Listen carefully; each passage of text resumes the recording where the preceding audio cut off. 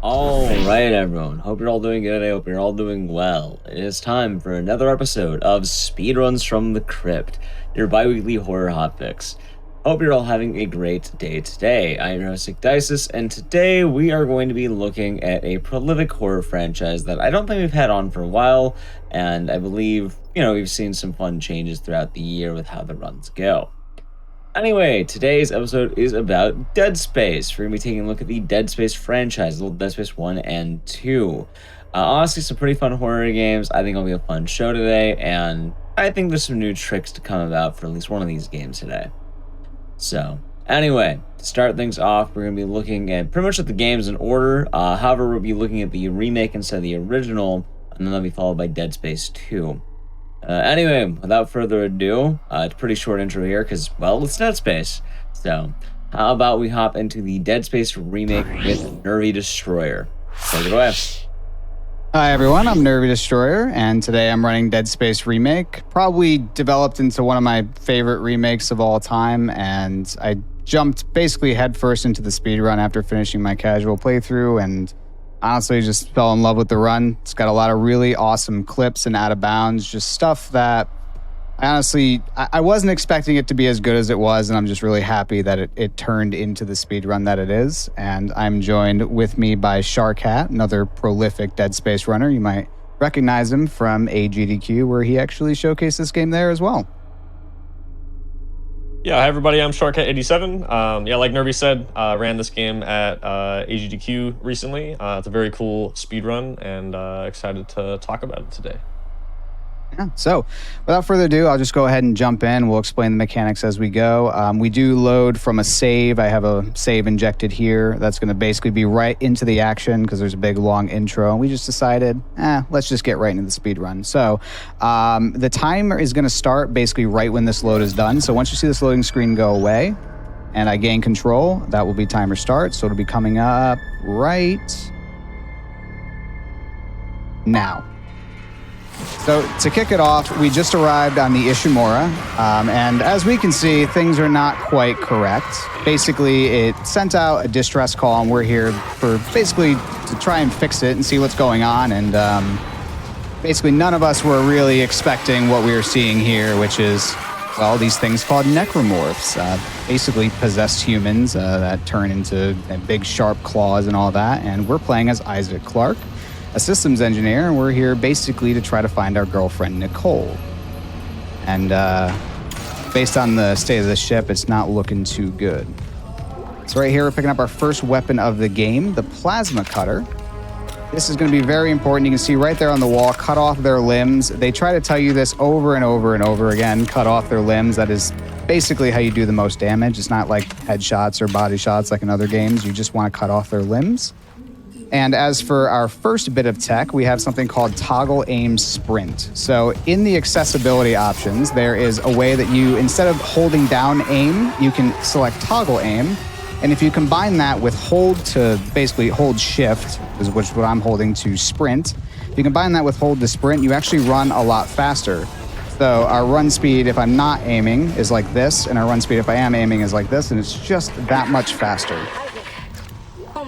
Yeah, it basically adds the regular sprint speed plus your aiming speed. The game will not let you sprint if you're holding down the aim button, but because of you maintaining aiming because of just tapping it, since you're not actually holding aim anymore, it lets you sprint, and it actually adds those two speeds together. So you move about, I think it's about 16% faster. Something like that. Something like that, yeah. It's a great speed boost, and another great thing about it is you can perform most actions while in that state. You can grab things, shoot, reload, use stasis, kinesis. It's awesome. Yeah. I think the only thing you can't do is actually recharge your stasis, which I know when I first ran this game was getting me quite a bit. I was like why can't I recharge? Oh, I have to unaim first. And here is basically, this is one of the few required rig calls in the game. In other words, we can skip these rig calls, which we're going to do later on. But we can't skip this one because it's actually tied to, you can actually see those two over there. These doors won't unlock until they finish their whole animation sequence and run away, which they're doing right now, once they leave, the door unlocks. So skipping that rig call doesn't actually do anything. But as we'll see further on, and Honestly, rig skips, I couldn't imagine this speed run without them. It probably saves like, what, probably like 45, 50 minutes, maybe more over the course of the run. Am I being too dramatic with that? You know, honestly, no one's ever timed it. I'm not sure. Feels like it's a lot. I mean, there's multiple instances where skipping this rig video saves a minute. This one saves over a minute, 30 seconds. And that adds up really quickly. There's a lot of rig calls that we skip. I don't know how much longer the run would be without them, but it's one of my favorite things about this run because there's not a built-in cutscene skip button. There are also pre-rendered cutscenes that happen in the game level with all the characters and everything. Those we cannot skip, but anytime Isaac gets a call, well, almost 95% of the time, you have to be able to actually pull up a rig video first. But we'll see the first one of those in a little bit, so we'll explain how that works in a minute. Yep. And one upgrade we got was the stasis. Basically, when we shoot it, it slows things down. That's basically the gist of it. We can slow down enemies and also objects. Charge it right there, which we're going to use right here for this little puzzle, I guess. A puzzle's a good way to put it. So when you activate this arm, you actually want to stasis it so it holds there, and then hit the button, and that repairs the tram. And I guess story-wise, we're trying to basically repair the tram so that, well, we can get to other parts of the ship, like the bridge, and again, just figure out what's going on here. Because obviously there's monsters everywhere, but we don't quite know what they're from or how they got here yet. This is just a bit of an auto-scroller. Repair the tram. Yeah, you just have to wait for, there's 6 enemies in here we gotta kill. So they spawn on either side. We just wait for them to show up, blast them, and then we can get out of here. Accidentally picked up the... should be one more, I believe. Stand over here. This last one always pops out. Yeah, one on the spawn on the other side. Oh, to answer a question I see in chat. Yeah, the way the mod we have, the save injector, if you replace a save file in the game, it won't actually update the metadata on the load screen, so it'll still say whatever chapter it was before. So that's why it said chapter 7, but it was actually just a chapter 1 save, yeah. So right here's the rig skip. I pulled up a text log. You can do it with a text or a video log. It's just easier with a text log. And if you have that open when a rig call happens, you can close whatever, journal or text or video log that you have open. When you close that, it actually closes the rig call as well. So right there, Hammond's supposed to tell us all about how we did a good job, and by basically hanging up the phone on him, it just opens the door instantly, and we're able to just continue. And we're gonna do that all over the place, and yeah, I learned the hard way. You're gonna see that specific text log a lot. Yeah. I learned the hard way when I first ran this game because I think I missed one rig call on accident, and it ended up being the longest rig call in the game. Oh no! And I was just sitting there for like minutes. Yeah, like I said, there are some that take over a minute or about a minute, so it can be pretty bad if you forget.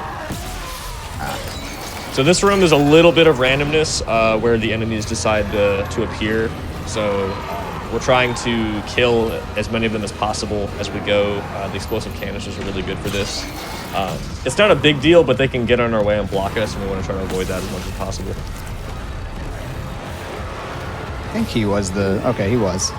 It's like one of these is playing dead, and I guess it was that one. Yeah, pretty unlucky spawn for that guy. Usually went farther down the catwalk, but good backup. And that's that room. So basically we needed to activate, the door was locked and that panel unlocks it for us. And we're looking for, I forgot what the part is. It's like a replacement part for the tram thing. Oh yeah, the data board. That's what it is. Yeah, we're a space engineer, so we're gonna fix stuff in space. That's what we're doing. I guess we could talk a little bit about the objective system, speaking of which. Oh, yeah. It's a little bit different than the way the original game works with its objective system. It's more, they call it more of a quest system, but we see it says objective updated. So the game is actually pretty locked down. We have to, with 2 big exceptions, we have to complete every objective in the game in order, or things will not progress correctly. So we do actually have to fix the tram, grab the data board, put it in. Anytime one of those objectives pops up, we do have to follow that. That does not mean we can't still skip a lot of stuff in this game, because we definitely can. There's a lot of big exploits. If there's ever a big shortcut we can take from point A to point B, one objective to the other, then we can exploit that. Yeah, all the game basically cares about is that you get to the objective. Doesn't care how you get there, just that you get there. Set up another rig skip here. Just like that. We are moving up back to the Kellyan. I think you said it best, like the way that they took the side characters and actually made them like a meaningful part of the story. Like is really nice. I do. Like Chen and drawing a blank. Johnston. Johnston. Yeah, I do like that a lot about this game. They did a lot of cool stuff, fleshing out certain aspects of the story, and I do like they fleshed out some of the characters from the original. Those two characters, I think one of them maybe says something, the other one doesn't, and they kind of are just there in the beginning of the game to die to the necromorphs, but they're actual characters in this game, and I do like that. Yeah, chapter 1 here, you know, like I said, we're still completing objectives. Pretty straightforward, just, you know, toggle aim, sprint, rig skips, just trying to speed things up as much as possible. The next chapter, things are going to get off the rails. Kind of do a flip a 180. Yeah, so chapter 2, one of the hardest chapters in the game. We're going to see some crazy out of bounds. This chapter is kind of the opposite. We're sort of just getting, you know, introduced to the game, going through the tutorials. So just getting used to all the mechanics here. We'll see this a couple times in the game. These sequences where Isaac takes his helmet off. Your movement's pretty restricted in these sections. You can't sprint. So we usually just have to kind of wait them out. Yep. This one isn't too long though. We just have to interact with this panel here. And things are going to blow up, and then we're going to move on. Chapter 1's definitely, I don't think it's anyone's particular favorite. There's a power-up we get in Chapter 2 where without it just feels almost naked. I agree, yeah. And if you thought Chapter 1 was long, that intro skip we did cuts out about 10 minutes, 5 of which are cutscene, where we can't even move at all. And the rest of it is just waiting around. So that was decided pretty early on, like you mentioned before. Pretty much everyone wanted to skip that. Which is awesome that, because it is a long cutscene. Yeah, and you know, we could have... I think that you do get an autosave when the cutscene is over. So we had a poll split, you know, do you want to start after the cutscene or after, you know, the full intro? And it was pretty unanimous. Most people just wanted to just get right to the actual game. Yeah, I think right where we started is perfect. That autosave is right here. Another rig skip. Nice. Yeah, we didn't see it there, but there's some weird UI things that can happen. You know, you're not supposed to you know, have a rig video up when another one starts, obviously. So there's some weird buggy artifacts that can happen. That one happens a lot. Yep. Now we're moving on to the medical deck. So basically they're at the bridge and we need to get the captain's rig so that they can actually access things in the bridge, because they're kind of limited without, you know, proper credentials and all that. So we're on our way to medical. Because it turns out the captain is dead, so we need to go find him in the morgue. And we're going to get a particular power-up called the Kinesis. And it allows us to pick up objects, fling them around and all that. And we're going to abuse that a lot, all over the run. It's basically the core of this speedrun, I'd say. And that is right here. Absolutely, yeah. The run is completely different from this point on. I mean, you're still going to see the same tech that we used in Chapter 1, but we're going to be introducing a lot more stuff here. Whoops. There we go. Yeah, trying to grab the specific thing you want to grab is definitely one of the hardest parts about using Kinesis sometimes in this game. Especially, like, because the game, it'll bias, like, oh, you want to pick up, you know, the spike or the sword to kill necromorphs and all that. So it really biases that, but we don't really want that most of the time. We just want the box. Because these boxes casually here, it works. Yeah. It works more or less correctly casually, but, you know, we're trying to grab all the props.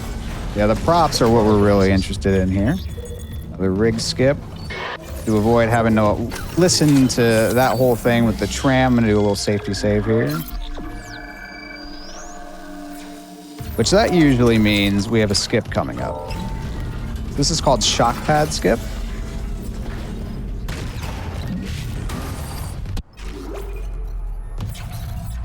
Okay, I might actually. Oh, let's see.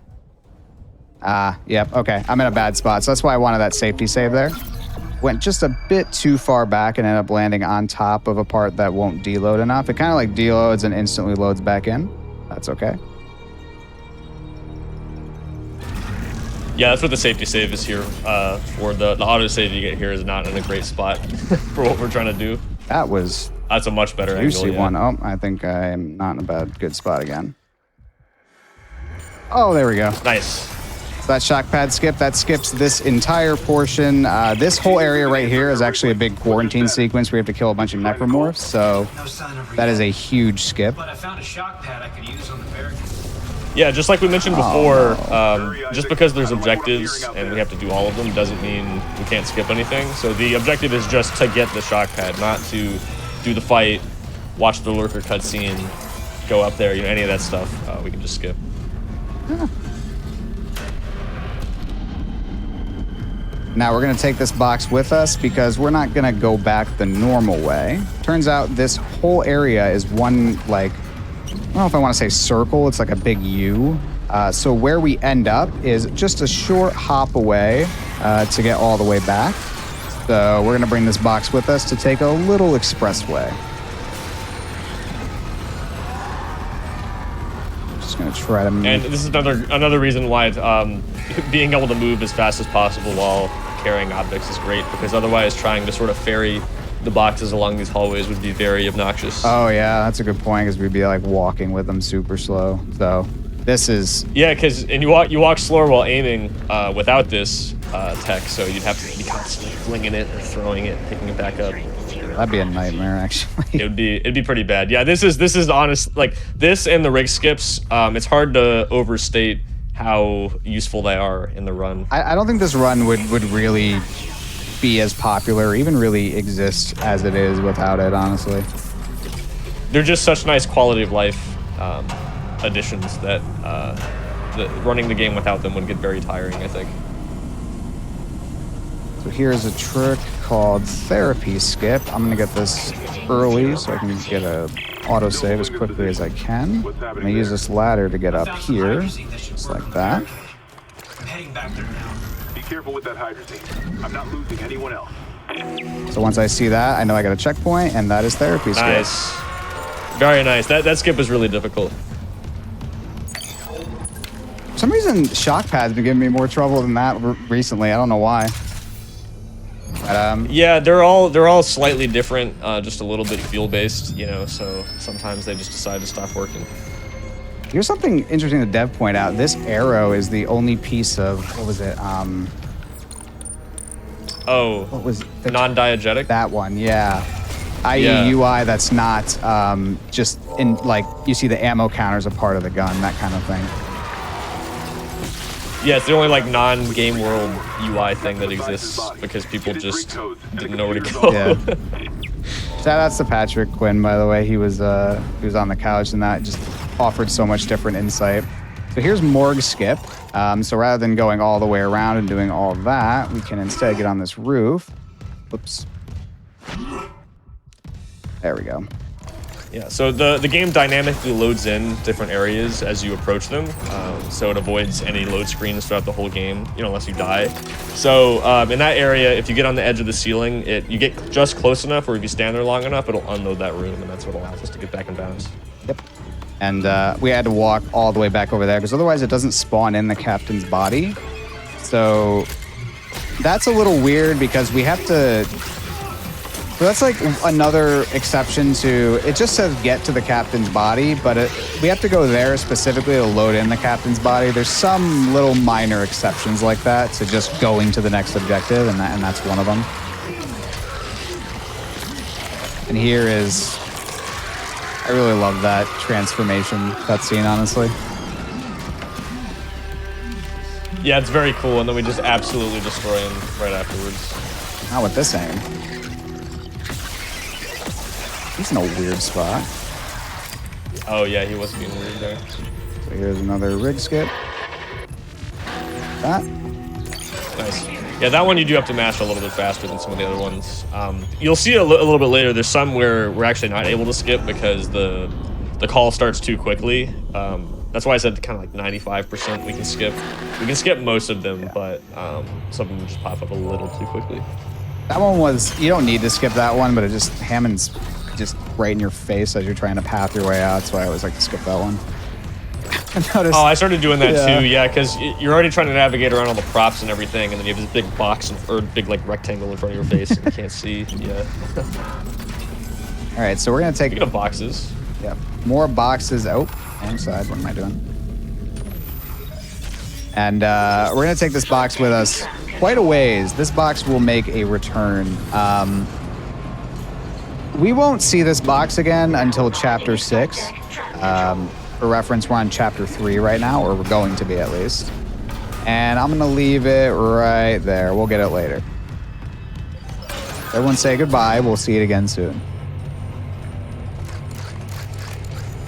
So now we're going on to Chapter 3. Probably saw in the elevator, we like had this weird crash that happened. Basically, the engines just died, and that's not very good on a spaceship in the middle of space. So we're gonna go fix the engine as a repair technician. That's what we're here to do anyway. There's just the company's not as nice. Here's a trick called chicken speed. I believe it was Balk, right? That's right. Yeah, that's why it's called that. Balk who found this kind of like prop speed up. So you can kind of just use it to go all the way there. And yeah, it's pretty nice. Saves a few seconds here and there. Yeah, I couldn't figure out your new out of bounds before this run, so I'm doing the old way. Sorry to say. Oh, no worries. Yeah. So again, this dynamic loading over here is a bit of a glitch. It doesn't actually extend out far enough. So if you just fly into this corner, just deloads, and path my way over to here. A little weird. Just like that. I'm gonna do a lineup, and I'm just gonna fly out into space. And as long as my lineup is correct, as long as I just hold W here, I don't have to worry about a thing. But depending on where you fly, you'll like load into different parts of the actual game itself.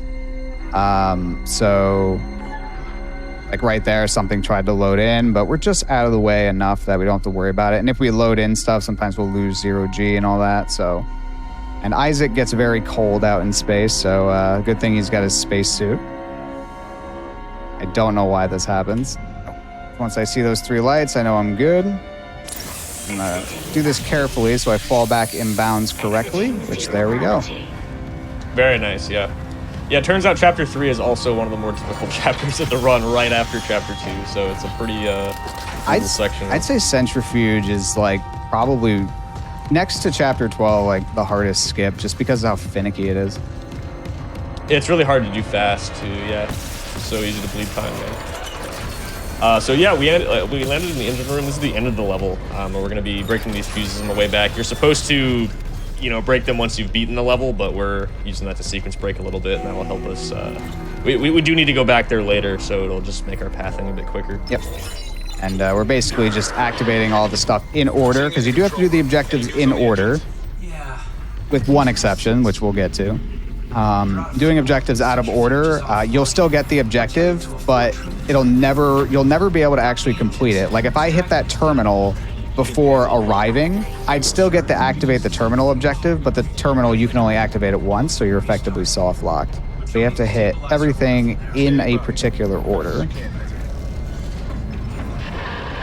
Yeah, it makes everything kind of a big puzzle, trying to figure out what we can skip, where we can take shortcuts. Yeah. And it's kind of a good thing though, because from that out of bounds that Nervy just did, you can actually fly to the last level of the game.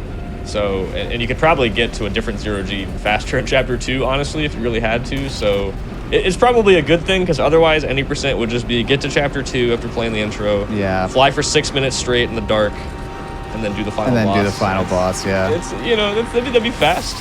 I don't know if it would be as interesting. I imagine we'd have like an all missions category or something, or like all missions, but like no all side missions, all chapters, all objectives, something like that. Yeah, for sure.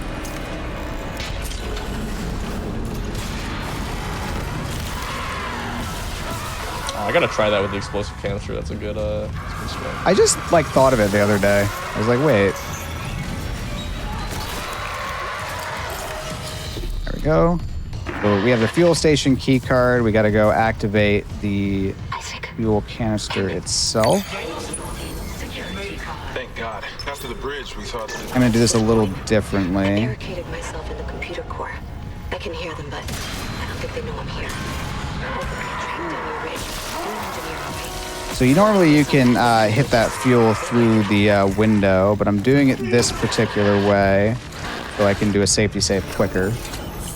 So it saves time if you're doing this safety strap. You're just YOLOing it. You just want to activate everything, get the ladder, and get out. But this trick is very finicky, so hopefully I can hit it. Oh, everything's already trolling me. Let's get this stuff out of the way. There we go. Okay, so I'm on this railing, and that is a lot harder. Well, spoke too soon. Yeah, this prop fly is very difficult. They did know about prop flying in development, and they thought they actually fixed it. So they definitely tried to make it so you couldn't do this. You definitely have to fight it a bit. So yeah, the odds are definitely stacked against us here. Am I on it? I am. There we go. Nice. So it lets me fall down here, and believe it or not, that's the easy part. So I have to time these pauses. So basically, I'm pause buffering and just hoping and praying to anyone who will listen. There we go. Very nice. Land right there. That lets me get 0G while still remaining out of bounds. So we could just go in here and finish it, but the problem is there's a locked door in the decontamination room. We have not figured out how to get past it yet, so we do have to get over there. That would be a potential big skip, yeah, because the decontamination room is not an objective, so if we can find a way to skip that, that'd be awesome. Yeah, I didn't like that one bit, so let me reset this up.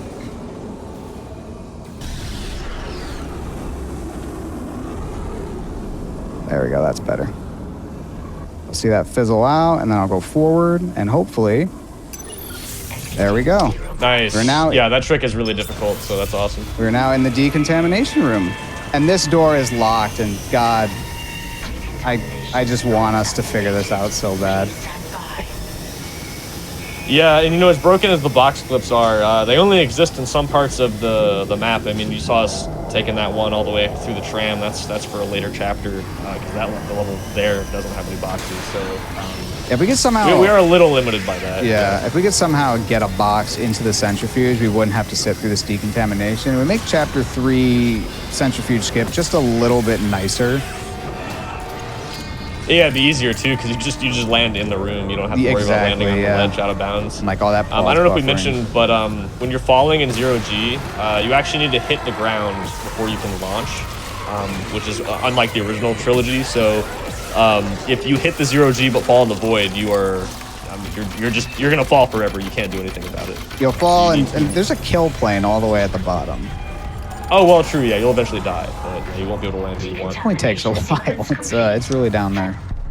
Yeah, and the pause buffering is a little difficult too, because there's a little bit of a delay from when you unpause until you can repause again, so you can't just mash the button as fast as possible. Yep. There's like a slight slight delay, and that is enough to accidentally clip you inside. That's what makes it really finicky. I try to pause at I try to start pause buffering at a consistent time at least, so I have like a good enough chance to hit it, but it doesn't always work. So here's the centrifuge, another thing we have to fix for the engines.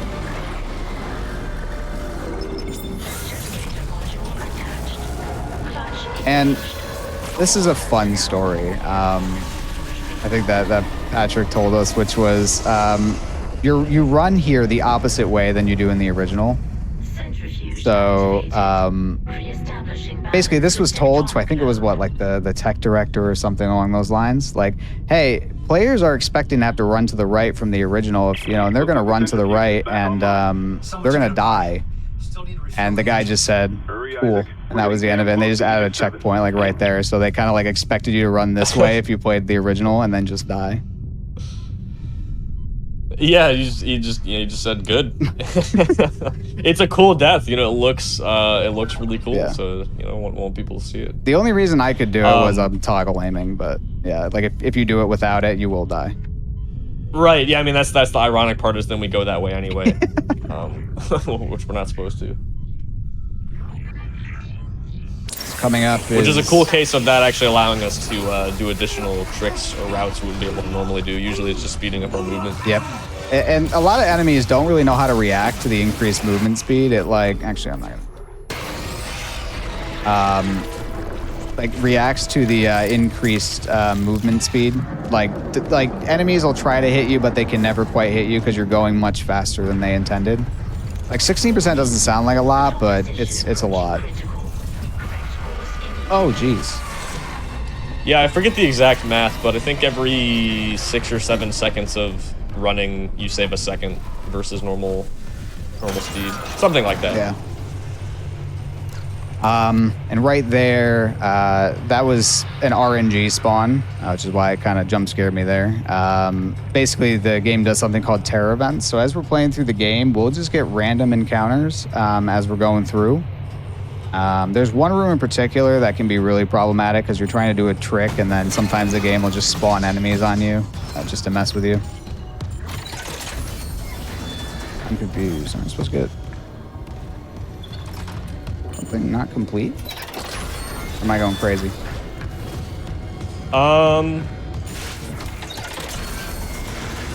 Hit J maybe. Check your objectives. Yeah. Because I Where's mean, the J? refuel the engine south? What? Did you get the one by the prop fly? I did, I thought. All right, well, we have to go hit that. I forget which one is north and south. I think south so is the one past the gondola. Hopefully the gondola is still here. Okay, good. All right, well, we got to go hit that.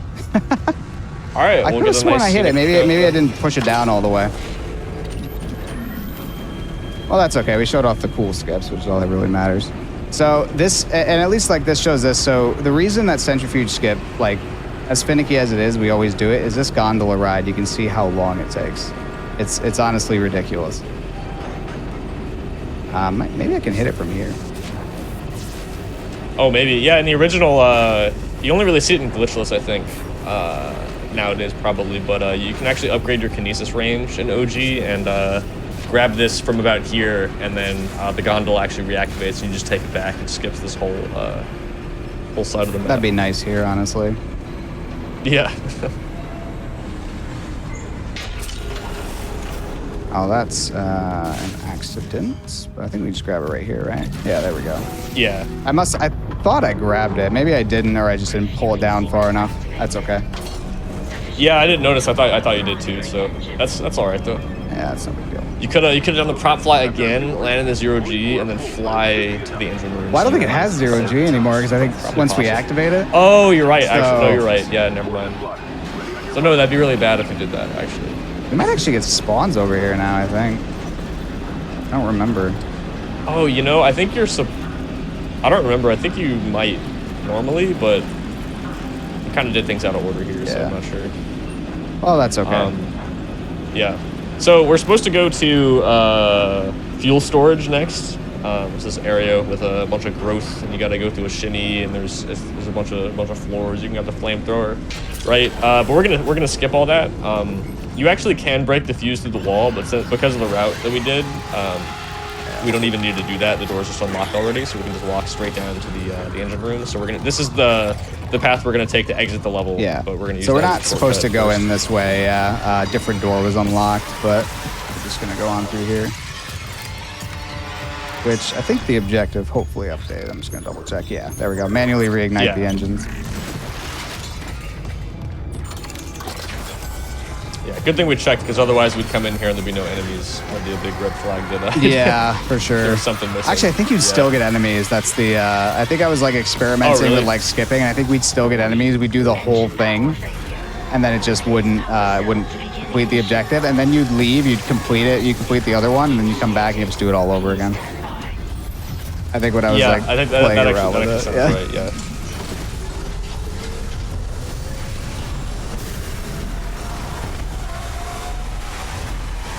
So we're just getting a set number of enemies here. There's a set number of places they can spawn, but which ones they actually come out of is random, so we just have to react to what we get here.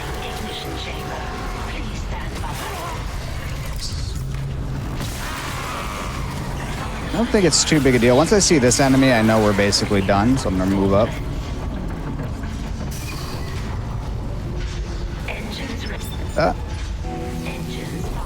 What difficulty are we on? So we're playing on story mode. It's the easiest difficulty, and the reason for that is just that it's the fastest. Yeah, it's basically any percent unrestricted is the like the true any percent. You bought us time to figure it out. Yeah. If anyone's wondering, we do also have a category for impossible mode. We got the easiest and the hardest difficulties. This run is a lot more forgiving because it's been a while since I played impossible. I don't think you get autosaves, right? Yeah, no, and it like basically you make a mistake and it's over. Yeah, if you die, it's over. So, which honestly is almost more scary doing some of the out of bounds tricks than the actual combat because it's really easy to just mess up a lineup or something and then you die. Yeah, there's just no way to recover it. One nice thing about story mode though for the speedrun that makes things fast is in addition to enemies having less health, stealing more damage. The game will actually auto heal us. So if we take damage, after a certain amount of time, it just heals us again. So that's why you'll actually never see us pick up any health packs the whole run because we actually can't even use them most of the time. I usually like to pick up one if I can find one. Just like sometimes if you get stuck, you can use it to unstuck yourself, but it's kind of rare that happens, but you never know. Yeah, it's a pretty niche situation, but yeah, it can happen. I have so many stasis packs. I don't want to deal with all these. That's good though, yeah. Arriving at the bridge. So here I'm gonna set up another rig skip. That. And we're moving on, and here is kind of a cool skip. So there's a sequence here, but if you just kind of look away, it won't slow you down. You'll get one more stagger, and you can just keep going. Usually you're like it stops you and you look at that whole scary sequence, but by just looking in some specific spots you can skip it. I prefer that one, but I know there's some other spots you can look at. You okay? Set up that smaller box for a later skip, and then So far. here's another very long cutscene. Which Yeah, this is go ahead. it's just long. Keep that rifle close. Yeah, this one is definitely a little bit of a pace killer for the first half of the run. The rest of this chapter is actually really fun. Yeah, this is a great chapter, lot of cool except tricks. for this one. Except for this part. Yeah. After this part, it picks up a lot. The way the run's structured. So there's 12 chapters, but after chapter 5, which is the next chapter, we'll be about halfway done with the run. The later chapters go by a lot faster overall than the earlier ones. And there we're releasing Chen into the wild in an escape pod. I'm sure that won't bite us back later. Surely not. At least she was spared becoming a monster. And just a bunch of We're gonna fix this, exposition. Hammond. For them. Yeah, I know we've definitely had like the ADS cannons. some new tricks found recently, right? Like how long ago was it now? I think I remember it was like right around AGDQ submission time I started running again, and then all of a sudden we ended up finding a few new skips, which I think saved a few minutes over the course of the run, if I recall. Yeah, one of them is in this chapter actually. Coincidentally, there's a box. I mentioned earlier, you can't box clip anywhere because there might not be a box. There was one that we didn't even know was there in a side room that we don't have to go in for the run, and Rampancy found it there, and it saves like a minute, I think, maybe a little less. I can't believe all of us missed it too. Like we scour around looking for stuff and just oh, random side room, here's a box. Isaac, about what Daniel said. I don't know. Yeah, there's a few other things too. One of the later big skips, we found a way easier, more consistent version that saves over a minute. It was basically just one person starts running it again, and then someone else says, "Oh, that's cool. I should get back into Look this." at this person having fun. I want to have fun too. Yeah, and then you get like 3 or 4 people coming back to the game glitch hunting, and all of a sudden you find a lot of new stuff. Yeah. I still feel like there's more somewhere. Just don't really know where yet. Oh, for sure, yeah. I mean, we've had that with all the other Dead Space games so many times where we hit a wall, feels like there's nothing to find, and then we find a ton of new stuff. Yep. Nothing massive in terms of like huge time save, but we found a decent amount of stuff this year for Dead Space 2, even just because Same thing basically. A few people started coming back glitch hunting, and all of a sudden finding more stuff. Oh, nice. Yeah, that's a cool time save there. You have a short window to press interact. So I'm just like spamming E on my keyboard, hoping I get it. All right, now we can properly start chapter 4. So we're gonna go fight a new enemy type called a brute. Jay, we just unlocked this door. You can unlock it now, but there's a big monster. Stasis him and just kind of shoot off his arms like so. Again, cutting off their limbs is the fastest way to kill enemies in this game. Yeah, and there you see one of the advantages playing on story. You can kind of shred most of the enemies. So here's this little box I set up here before. I'm going to use it to, once again, prop fly down to here. Oh, nice. That can be very finicky. I'm glad that worked out. Let me get that out of the way.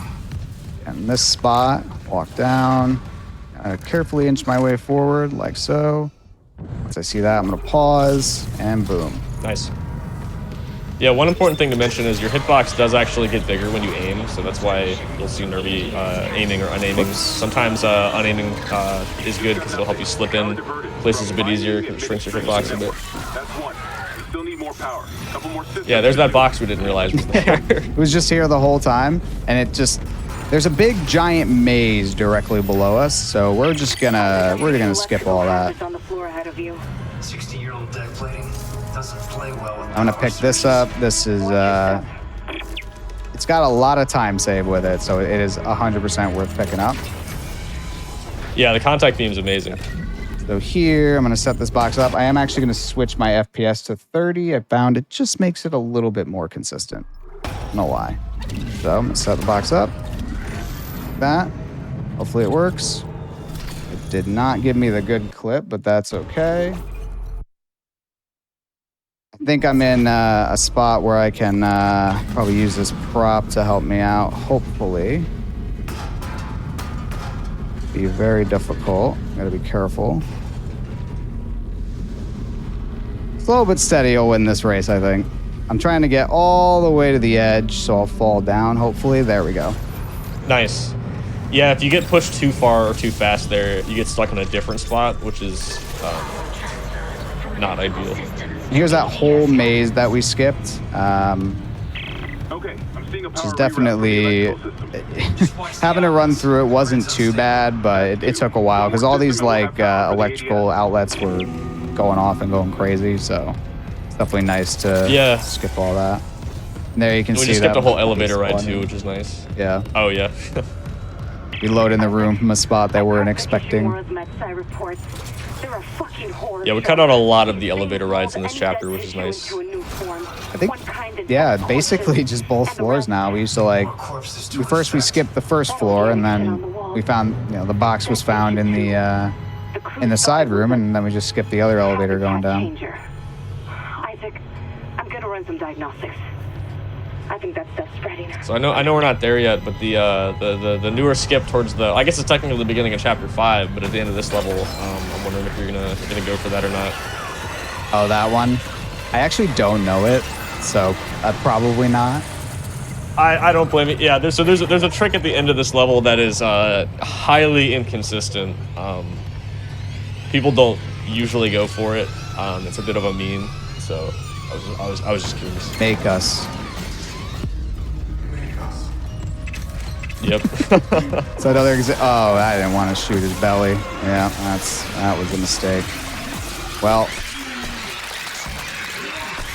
let's just play this safe. You're still alive? You're still alive. Crap. So I did that a little bit safe because there's a rig call I need to skip here, and if those things grab you, I believe it'll knock you out of this menu. So, and doing that a little bit slower is definitely worth not having to listen to that rig call because it'll take forever. It's one of the longer ones in the game. Yeah, that one is really finicky too. There's a weird thing that happens if you try to skip it too fast. It also doesn't work. Yeah, it's all weird. It's an odd one. Asteroid, the cannons take it out, and I recalibrate the system. We're out of options. So here's this part's just funny. It starts off really easy and then gets progressively harder. Basically, all you're trying to do is just calibrate. Did I not hit it? Excuse me. You're basically just trying to use this weapon here to, oh god, shoot the asteroids out of the sky, like so. And now that one's calibrated, so now it's just going to be auto-firing at asteroids. So now it's slightly harder to actually hit asteroids because it's going to be also blowing them up. That one's coming in hot. And now there's 2 of them auto-firing, so now this one's going to be really hard to do. You can already see them kind of shooting at all the asteroids, so I have to kind of pick my shots carefully. Yeah, not only are the asteroid spawns random, but whether the other turrets decide to steal your shots or not is also random, so you just gotta react to what you get here. Yeah. But basically, I'm just like, whenever you see like a white dot on the asteroid, it's being targeted, just don't even bother. Thank God. Engaging autopilot. Sometimes you're quick enough where you can get it, but most of the time, they'll just steal your kill. That's chapter 4. So right here is where we do the skip, but I'm just not gonna do it. Haven't really. I'm not consistent at it at all, so I'm just gonna keep going. So here's gonna be a double rig skip here, like that. Oh, nice. Yeah, sometimes you'll have 2 or 3 rig calls in a row, and saves even more time being able to skip those. Yeah, no, that previous skip, though, I don't think anybody's consistent. It's really bad. Yeah, it's just all over the place. A pretty new piece of tech. You can use the circular doors closing to clip you through the floor. I think you hit it in GDQ, right? I did, and that actually was the first time I hit it in a run, because I hadn't really been doing it. I wasn't going for it in my PB attempts or anything like that. I just went for it in case it worked. But I'd say I hit it like 10% of the time. Yeah. So Didn't Rampancy hit it in record too? Or am I misremembering? Yeah, the world record does do it. He went for it because the early game wasn't perfect, so he just went for it to see if he got it to save the run, and he did. Just like one of those. I'll throw it up in the air and we'll see. Yeah. So there is a slight chance we can get something called a tram crash here. I wish I have it written down somewhere. I don't remember, but there's a certain set chance that the tram will just stop and you lose about 20 seconds. And I want to say on the way to medical here, I think it's like 3 or 4%. Yeah, I think it's a 3 or 4% very chance that it rare. can happen. Yeah, it's very rare. I almost don't want to talk about it. Okay, we're good. Yeah. Yeah, there's one that happens later in the run that is set. It always happens, but the other ones are random. So usually if you get those, it's very unlucky. And so we just activated the asteroid defense system because Hammond flew us into it, even though he's at the bridge. Probably should have known that wasn't on. Now we're going to medical because we got a strange broadcast from Nicole, except it's not Nicole. Another survivor at last. And I love what they did with Mercer in the remake, honestly. You're not here. The voice actor they got for him is just perfect. Dr. Brennan's currently engaged. Oh yeah, he's great. How about you unlock these doors and I'll find her myself? We'll get This, to see more of him in a minute. yeah, this is another one of those cutscene-heavy chapters, unfortunately. So, you've It's just I like this chapter's just like general flow, but cutscenes are kind of a little annoying. Yeah, it's pretty much the same as chapter 4. Most of the levels actually pretty fun. It's just got a bit of slow stuff at the very start. kindly avoid disturbing my underpants. Here is, I'm gonna basically shoot this fuse through the wall like that. So Isaac kind of pushes his weapon forward a little bit when I'm like pressed up against it. So if I shoot quick enough, he'll actually just straight up shoot, like his gun will clip through the door. And if I, basically when I re-aim and I shoot fast enough, then it's still through the door and it shoots to the other side and you can break that fuse a little early. Yeah, it's funny that all the Dead Space games have some sort of way to shoot through walls, but it usually works a bit different.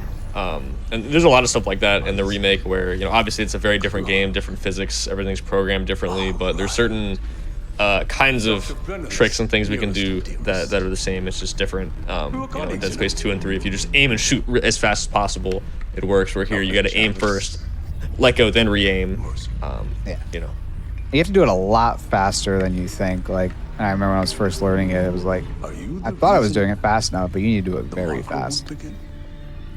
Yeah. Here's another. And we won't see it. Oh, go ahead. No, go ahead. Oh, I was just going to mention a fun fact about the original. So obviously the speedrun for that game is very different than this. The guns in that game actually have solid collision. So if you aim them into walls, it pushes you back. You can still shoot through walls, but you have to sort of stand up with the wall on your side, aim, and then kind of like clip your gun through the wall that way. And if any of you have seen the original run, if you've seen pulse boosting, the main glitch, it also exploits that weapon collision thing where it pushes you away, except it uses a very particular move on the pulse rifle to just launch yourself backwards. Yeah, I've seen that in some of the runs. Just crazy.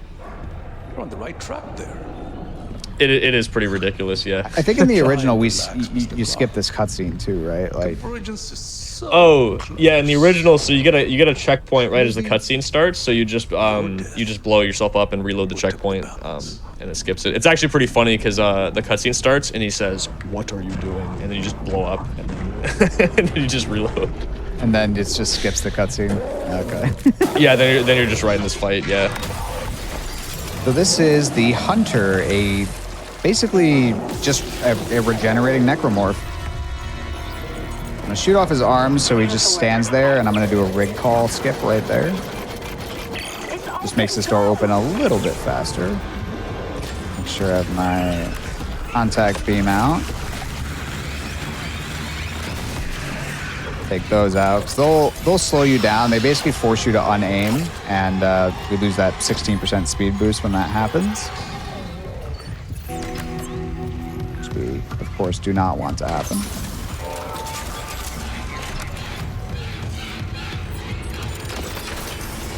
Now we're on the part of the chapter where we're actually moving a bit. Yeah.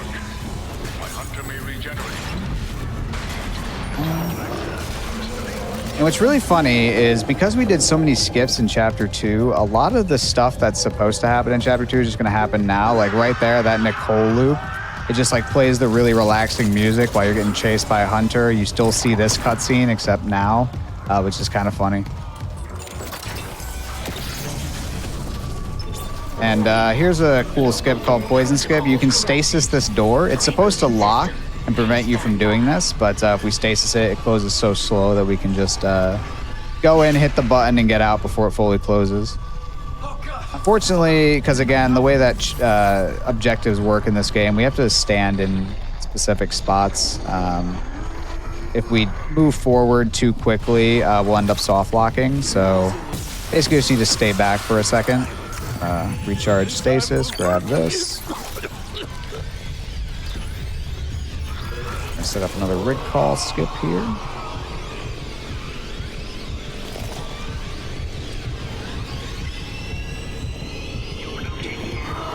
Got a long One funny story with this trick is for the longest time I was struggling with this.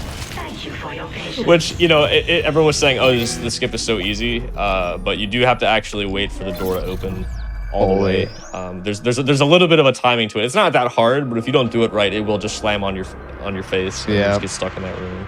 I remember back when I was like first running, I was desperately trying to tell you in your chat that you just have to wait a little longer, but I kept getting buried by all the other comments. Yeah.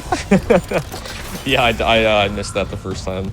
Now it's easy, you know. So now it's not a problem. So the objectives are gonna kind of activate in a really weird order, but I promise this is the correct order. It'll just kind of be a little weird here for a second. Yeah, it takes a little bit for the UI to catch up. Yeah. With what we're doing. So objective inactive, and then we get this new objective, and then that objective completes. And then we get that old objective back again.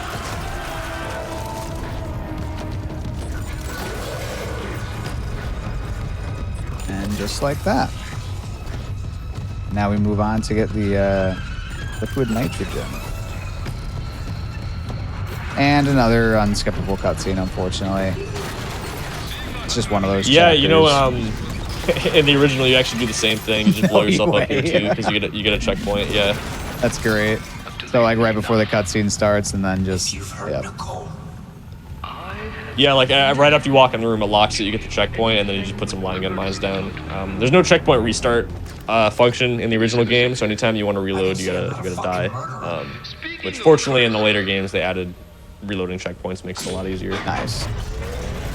Also, it's pretty brutal because if you get soft locked or stuck out of bounds doing one of the skips in OG, you're just stuck. You can't. It's just over. Yeah. Yeah. I know the 0G changed in this game too. I think in the original you had to like, it was like a lot more almost tanky in a way. Yeah, there's no free flying, so you stick to surfaces, and if you wanna move around more than that, you gotta jump. So you have to aim at a spot and then jump, and the game will try to decide whether you can jump there or not. And there's also this funny thing that happens where it lets you jump anyway, but then you just get stuck immediately and dies. Because you can't land. Yeah, the free flying is so much better. I think it was a great change for this game that they did. Yeah, honestly, and it works very well for the most part. Like I mean, we found skips with it, but they're like pretty out of the way. I think. Like, I don't think I ran into a single problem casually with the free flying. No, and I think this game's a good example of it has a lot of cool tech and glitches and things we can exploit, but I wouldn't call it a it's not a buggy game. You know, the game doesn't just fall apart when you play it. Yeah. But if you know what you're doing, there's a lot of cool things you can do still. Yep, so right there, we basically just put the hunter on ice essentially. Very easy boss fight. You just stasis him and then go and freeze him essentially. Yeah, you do actually pretty much do that same thing in the original too. You just stasis him and walk over there. Pretty silly. Now we're on chapter 6. Remember that box I mentioned way back on chapter 2? It's gonna come in handy now. No way. Did I really just get like the 2 or 3? You had to mention it. You had to mention Well, it. actually, this one would probably be a little bit higher than 4%, but yeah, it's pretty. This one's pretty rare too. Yeah. You had to mention it. Oh no! Wow. I've never gotten it to stop except in chapter 11. Actually, this is actually the first I've time. almost never seen the chapter 6 one. I've actually gotten the 5 one like 3 times. I think. Really? Like 2 or 3 times. I've like it's super unlucky. Yeah. It's such a tragic bit of time lost. It is like 20 seconds, isn't it? Yeah, it's something like that, I think. Anyway, here's the box.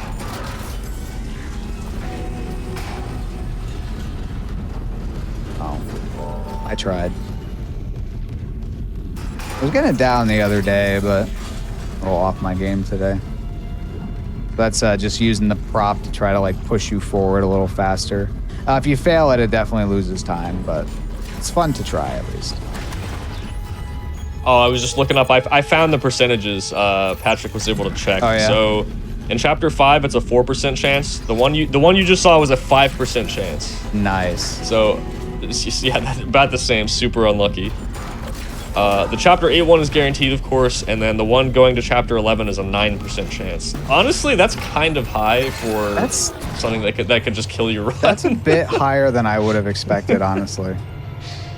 Yeah. It's not. It's unlikely. Like you'll play the game and usually it won't happen, but it's high enough that it'll happen. Yeah, that's even worse if we have a category called restricted, so we're doing unrestricted any percent. Restricted, it bans a lot of glitches, like going out of bounds, things like that. So that runs way longer, and it's even more brutal because you're squeezing out more time on movement than big tricks. So those huge time losses kind of just kill the run. Caution, do not ingest. Right there, you just have to wait for the enzyme. Basically, there's something in this ship that's poisoning the air.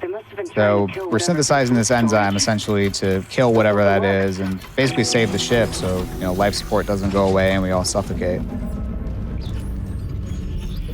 Another rig skip where we get told basically that. There's a big monster in there essentially. And there's a bunch of what are called Weezers. There's, I believe, what is it, like 7 or 8? I think it's 8. There's 8. 8 of them, yeah. 8 Weezers. And essentially, these are keeping the boss way more powerful. And we basically can't kill the boss and basically the big monster, in a sense, until we inject these Weezers with a serum to essentially weaken the boss. That's what we need to do. We need to go all throughout this facility. Oh, was good. And the door trolling a little bit. And basically just inject all of these Weezers with this enzyme. We just sort of take like a route here. And this is actually one of my favorite chapters because I've always liked how it flowed. Kind of the movement going from one place to another. Yeah, I love the second half of this run. It really picks up a lot. Yeah. In this section. And notable difference, in the original game, you can shoot the Weezers. Here you have to actually inject them. So, you know, whereas before we could just snipe them from afar, here we have to actually get to them. So that does also change the routing a little bit as well. Most of the time they are along the way, though, so it's not a huge deal. Yeah, and we're going to hit some of them in a bit of an unintended order as well. That's okay because we have all the objectives. It just gave us all the objectives. It doesn't really care in what order we complete them.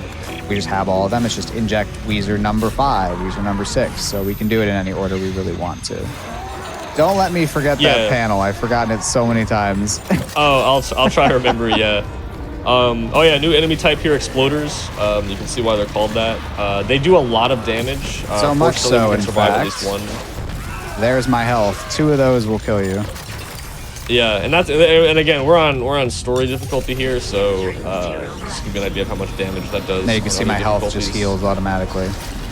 But still, like even on story, they do a ridiculous amount of damage. Yeah. I think on higher difficulties, they just instant kill you. Yeah. Oh yeah, I was gonna mention. So that enemy in the wall is called a Guardian. Usually, especially in other games, they are very threatening. It's a one-hit kill if you get anywhere near them. In fact, in Dead Space 2, I know at least, even if you're out of bounds, they'll still kill you if you get too close to them. They do that in this game too, but the proximity has been shortened compared to what it is from the other games. So a lot of times you can just ignore them. Whereas in other games you would need to kill them from grass. There's no way to get around them. Here they're mostly optional, but you do have to be a little careful because if you get a bit too close, you're still gonna die. I did notice that when I was playing it too. It's just I remembered. It just oh geez, I didn't even notice him. It just what was I even saying? I did notice it, like, it was a lot lower in this game compared to when I played the original. Like, I played the original a really long time ago. I barely even remember it, if I'm being honest. I also don't... Yeah, you usually you don't want to mess around with Guardians, but this game you kind of can a little bit. Oh, God. Oh, my God. Some of these narrow hallways are a lot easier to get some prop boosts on, but in open areas, it can be quite challenging.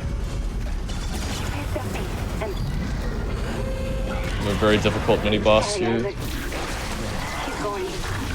I got his other arm. Okay, there we go. Look, my little brother. That's not possible. So there we go. That's it. And here's a skip that I believe it was the dev Patrick who found it, right? Or rather, yeah, this was found in development. Yeah. So we can shoot in 2 specific spots.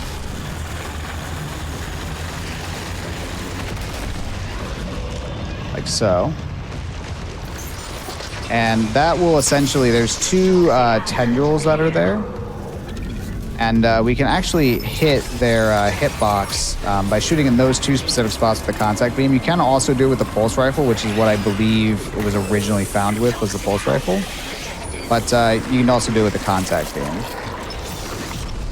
Which is good, because it means we don't need to get the pulse rifle. And the pulse rifle is, I'm not a fan. Yeah, there's some people grab it.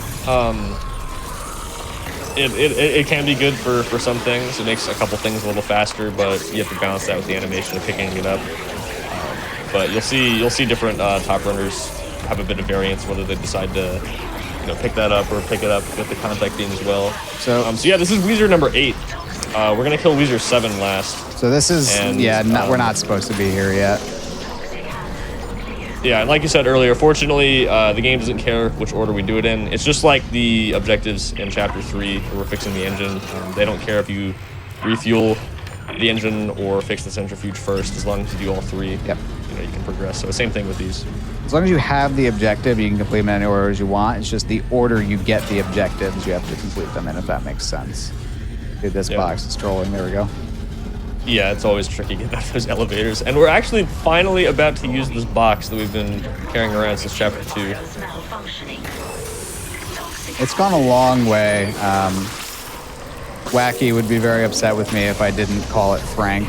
The box's name is Frank, and we all love Frank here. Oops. Almost forgot to kill this guy. There we go. Gonna pause at a specific time, and here we are, back at the start. Very nice. Yes, there's actually a couple of different ways to do that. I should learn that one. That one does look a lot faster than the zero G1. If you look, you'll see that little red light. Once that red light crosses top of your screen, that's when you pause, basically. It's pretty nice. If you fail it, though, you don't get that little red light anymore, which is why it's like, I hope I hit it first try. Otherwise, it's going to be a little awkward. Right, yeah, okay. Yeah, I haven't tried it. There's a different one you can do where you land in the 0G and do a 0G fly in there. So, yeah, but that one is a little bit faster, I believe. Now here is the Leviathan. I actually like this boss fight, honestly. It's I like what they did with it. It's a lot more fun. Yeah, I think just the 0G mechanics being better makes this fight a lot better. Yeah, I remember not liking it in the original. It's all right, but I mean, anytime the game forces you to do those 0G jumps, it's a little awkward. So here, I'm gonna go for something called the 2 cycle. So I'm gonna shoot this second shot at a very specific time. But it's really forgiving. It's just once it starts going back inside, that's when you shoot. I didn't want to pick up the pulse round. That's okay. It must be close. Isaac, finish it off. Hit him. And I'm gonna do that same exact thing again. You do 2 cycles. So, oh, I missed it. I haven't missed that in a while. That's not too big a deal. It just means you have to, there we go. It's not too much time loss if you miss it, but you can see how, like, the timing's a little specific. Basically, all that meant was I just need to shoot him a little extra instead of him just dying instantly.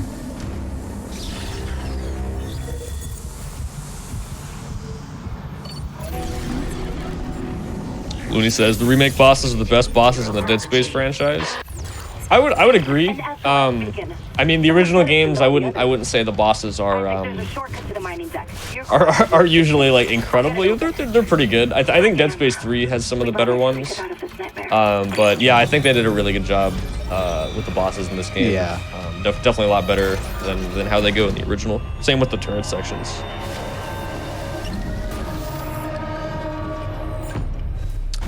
Chapter 7. This is the best chapter in the game.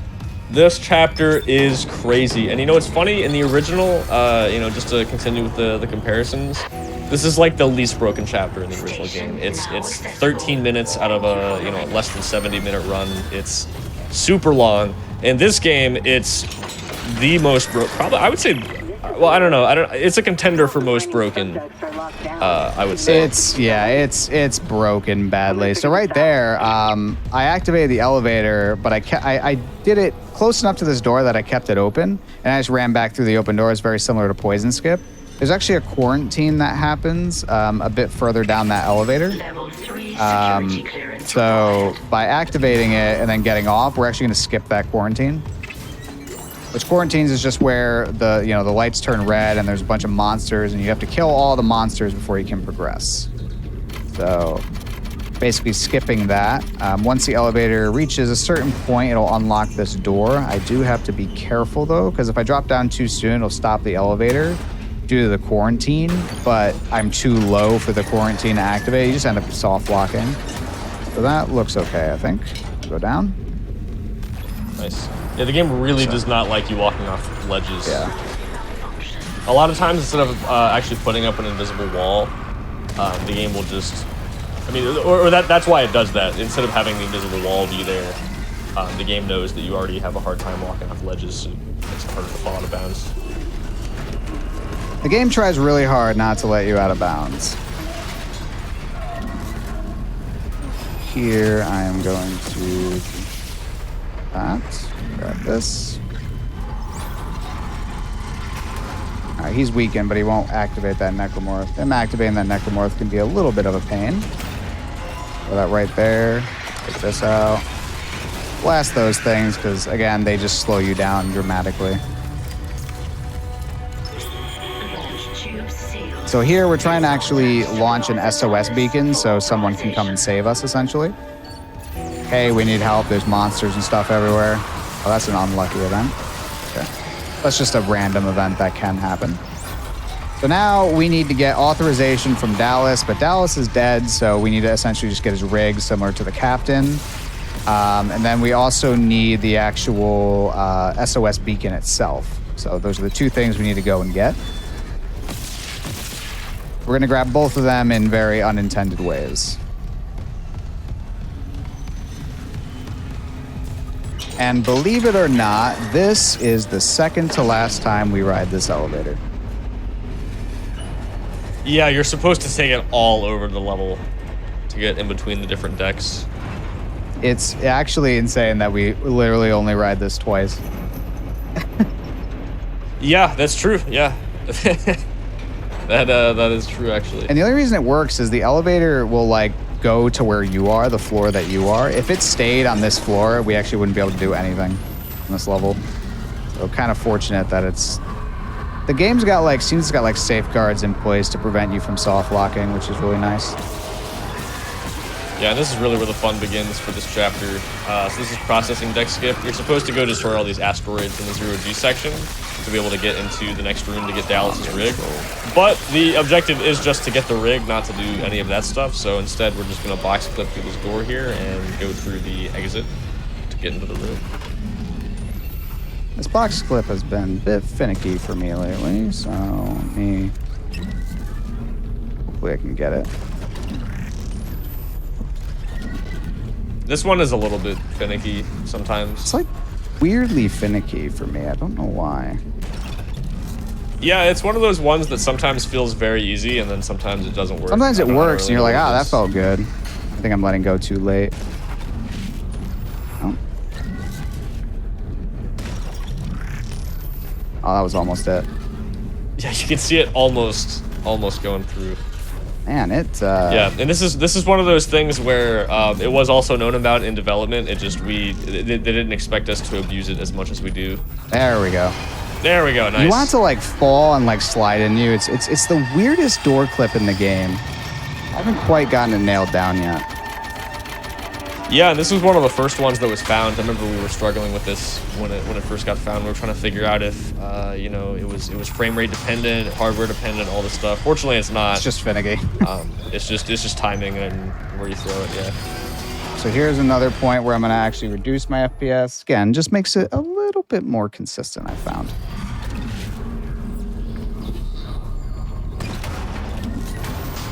Wrong button.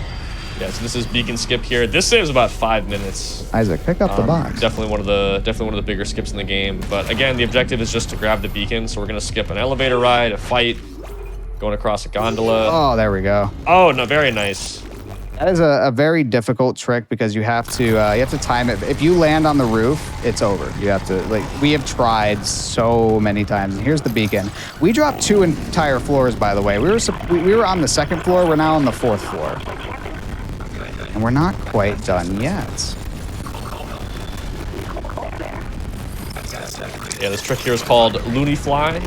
We're going to be going right back up to that control room to try to launch the... or where we're trying to launch the beacon now. This area is where Nicole is supposed to be, over here, where we're supposed to defend her. We didn't do that. Yeah, and because of that, the door is unlocked. And they didn't really like design this for you to walk in, so... Yeah. You can just do some fun stuff. that. 13 and 26 are the magic numbers. I did that at 28. So 41 is when I'm going to go forward. I basically have live split open. So I see. Yeah, there's no visual 41. cues where we're flying here, so we usually use timers. We look at the timer to make sure we fly for the right amount of time here. And then 707 is I just let go of shift for safety. So I just hold left for 13 seconds, hold forward for 26 seconds, and then just let go of shift. Or whatever your boost button is. It's definitely a cool trick. It's weird. So I see 707, I let go, and here we are, all the Very way nice. back. Very nice. And we're not done yet. This trick is fairly new here. I am so happy, by the way. I theorized this being possible like probably close to a year ago now. And I'm so happy it's actually just doable now. So I'm going to do, I'm actually going to use rampancy setup. I just found it a little more better, at least for me. So wait for the rig call to come up. What was that? The miners must have booby-trapped the Boom. launch tubes too. Fall down here. Kind of get into this spot here. Should deload. And boom, we're now in the asteroid room. I am going to reload the room now. Very nice. Because it just... I'll have to try that setup. That does look pretty good. It's nice. Basically, it's right when Isaac's hand like goes off the screen is how I time it. So really precise in the timing, but if you just look at Isaac's hand, once it goes off the screen, that's when you let go. Pretty nice. Oh, I was a little late in the E press, but that's fine. Yeah, the one I do is pretty bad. I'm not gonna lie. That does look better. I'll have to try that. Yeah, and the next out of bounds we're gonna do is it's very convenient that it's there because we skipped using a battery to power a lift, and if we were trying to return the normal way in bounds, we would get soft locked because there's no way to restore power anymore. So we do actually need to return from out of bounds, which works out because it's faster to do that anyway. Oh, that has collision. And yeah, I'm so happy that it finally came to fruition because I was like, oh, if we could just get back somehow, that would be great. And then one day, Rampancy posted this. Personnel must leave the mining bay immediately. Okay, he didn't quite post it like that, like this. Boom, we're now out of bounds. You can kind of just slide your way out, and just like that. So the elevator being locked, no way to get back up, is now solved because we can just get back in a different way. I'm just taking a semi-specific route here. Want that box there to deload, which it does. I'm gonna go into this spot, and then all I have to do is fly forward. And here we are. Right back at the start. Now that door is locked because of the rig call. I'm gonna activate the quarantine, and hopefully I can skip this quarantine now. Oh, that's the good one too. Oh, that's really nice, yeah. So right there, that quarantine is now active. At least I think it is. Sounds like it's active. Yeah. I've never actually gotten the Giga Skip on a run, so I never actually tested if it still works. And here's that was nice.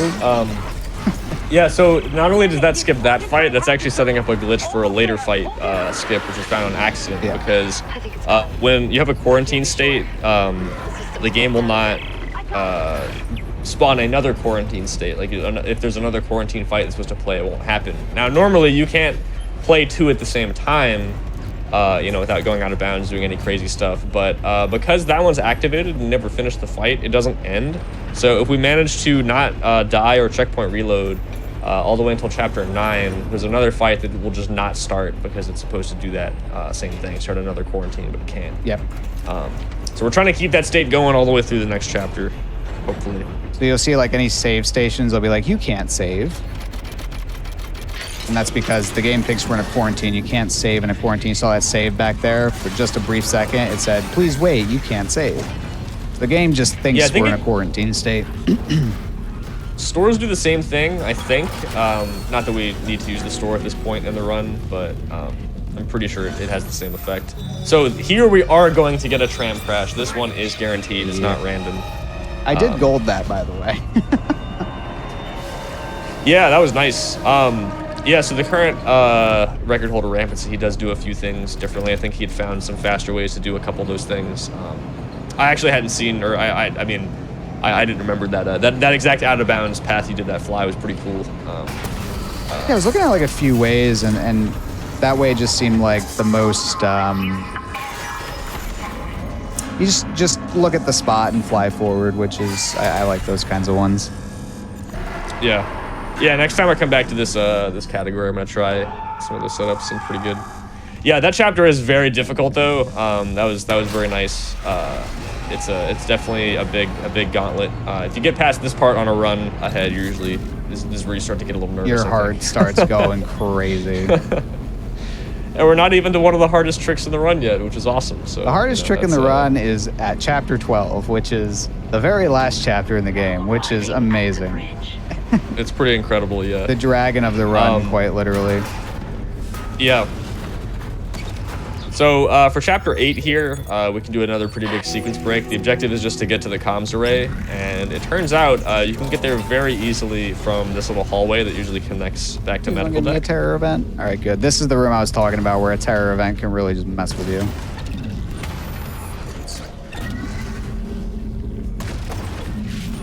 There we go.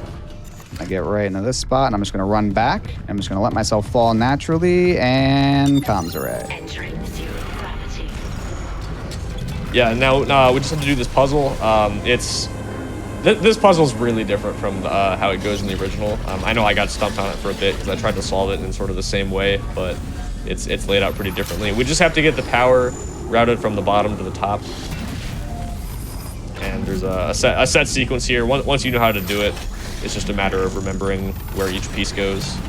Yeah, pretty straightforward. I'll be honest, if I mess any of this up, I don't know what to do. I just have the route memorized, and I just do that, and I know it works. Hey, it worked. Nice. Yeah, so you're fine. So this is another huge rig skip here. It's actually 3 videos back to back, I believe. Something like that. I want to say it. And even if I do it correctly, I sometimes don't get it. I think you had a better way to do it. I don't remember what it is. I think if you just stand, I think if you briefly stand still, right before. Oh no, you just mash enter. I think that's what it is. Instead of trying to close them, just mash enter, and it just auto skips them like through them. Yeah. I do it. Yeah, you got it. Okay. Yeah, I don't know why. For the other that was a weird one. Yeah, some of these are very, very unique and don't all work quite the same way. I mean, we are trying to exploit something that is not intended, so obviously it's not always going to work completely correctly. But yeah, usually you would have to close the rig video to skip the first one, open it again, close the second one, etc. But that one you can just kind of mash opening the rig video and it works. Maybe it's because it's a video log that you're using to skip it. I'm not sure. And see that save station we can't save. Again, game just thinks we're in a quarantine state. More ammo, and I'll do this one. One important thing to note, we do have to kill this enemy, and that's because elevators and lifts will not activate if an enemy is too close to them or inside of them. And it can be kind of annoying sometimes because they like to try to get stuck in them. And that is definitely a troll enemy put there to keep you from just trying to run past. Obstructed. You're gonna see this Ishimura propaganda a lot. It's a lot cleaner and more consistent to skip with a text log, so I try to use that whenever I can. Yeah, it's just a bit quicker too, because you don't have to close the log, then close the inventory. You can just knock them out in one button. Yeah, if you close things too fast, if you just menu too fast, things kind of break a little bit, so you have to be careful. It wasn't designed to be menued like how we're doing it.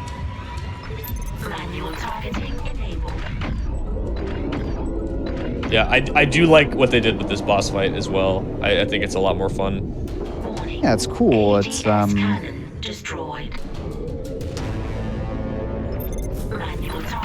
it's different, I guess. I also like it. It's not an auto scroller, you know. I think that's one of the biggest things for me. Well, okay, I guess this fight in the original is not an auto scroller per se, but you are just sitting stationary and just blasting it. Whereas, you know, the turret section earlier in the game it is an auto scroller, and they replaced that with you know, something completely different. So This is one of the parts of the game. These you know, originally it's just a stationary turret section. I was really hoping they were going to change it in the remake, and they did. I'm really I don't think happy. there's a single like one of those anymore. They're all like kind of revamped. Oh yeah, definitely. Yeah, all the turret sections are different. So there is a military ship here now, and basically what we were trying to do is reactivate comms so we could talk to them because they picked up the life pod with Chen in it, and fortunately they're highly trained military personnel. They have lots of guns, lots of training, so I'm sure they can handle it. Do you read?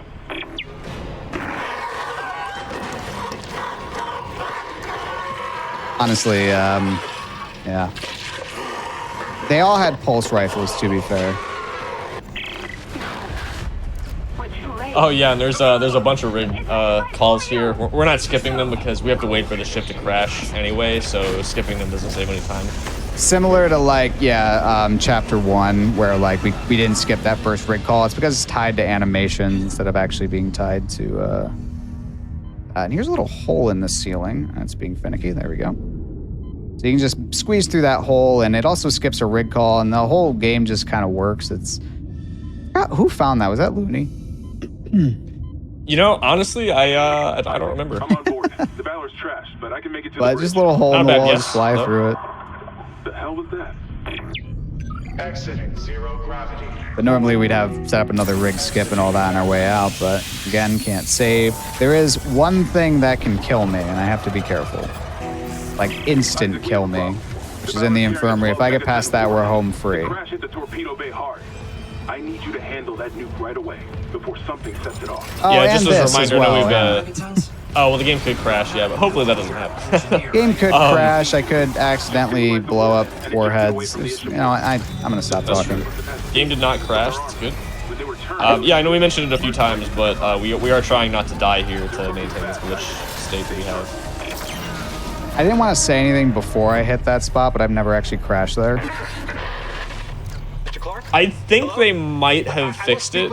I don't remember for sure, but I remember it happened to me a couple times, and I had told Patrick about it. And I think they looked into it. It might be fixed now, but I know if you skip the rig video before that, it makes it, or at least back then it did make it less likely to happen. Gotcha. But yeah, if it doesn't happen, that's good. It's a really sad place to lose the run. Here. So we have to be very careful not to shoot the sacks on these exploders. Yeah, they will. blow up with auto aim on the. Just gonna do this a little the kinesis carefully. comes Oh, in why is handy. it doing Yeah. this to me? I don't like that. That's a little scary there, but Okay, it's rolling away. We're good. Okay, yeah. All right. If that blows up, I've died in this room, and it's a really cool death. But man, I did not see it coming.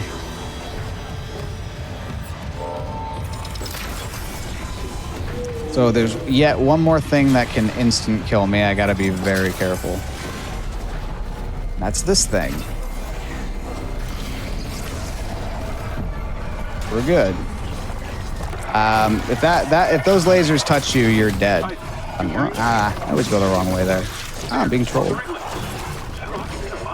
So this room, there's supposed to be a quarantine, but the game thinks we're in a quarantine already because of that chapter 7. So it's supposed to activate right there, but you'll notice it never activates. Again, because the game's like, oh, you're already in a quarantine. So it just skips this whole quarantine. That saves like, it's gotta be over a minute, I think. It's, yeah. Oh, geez.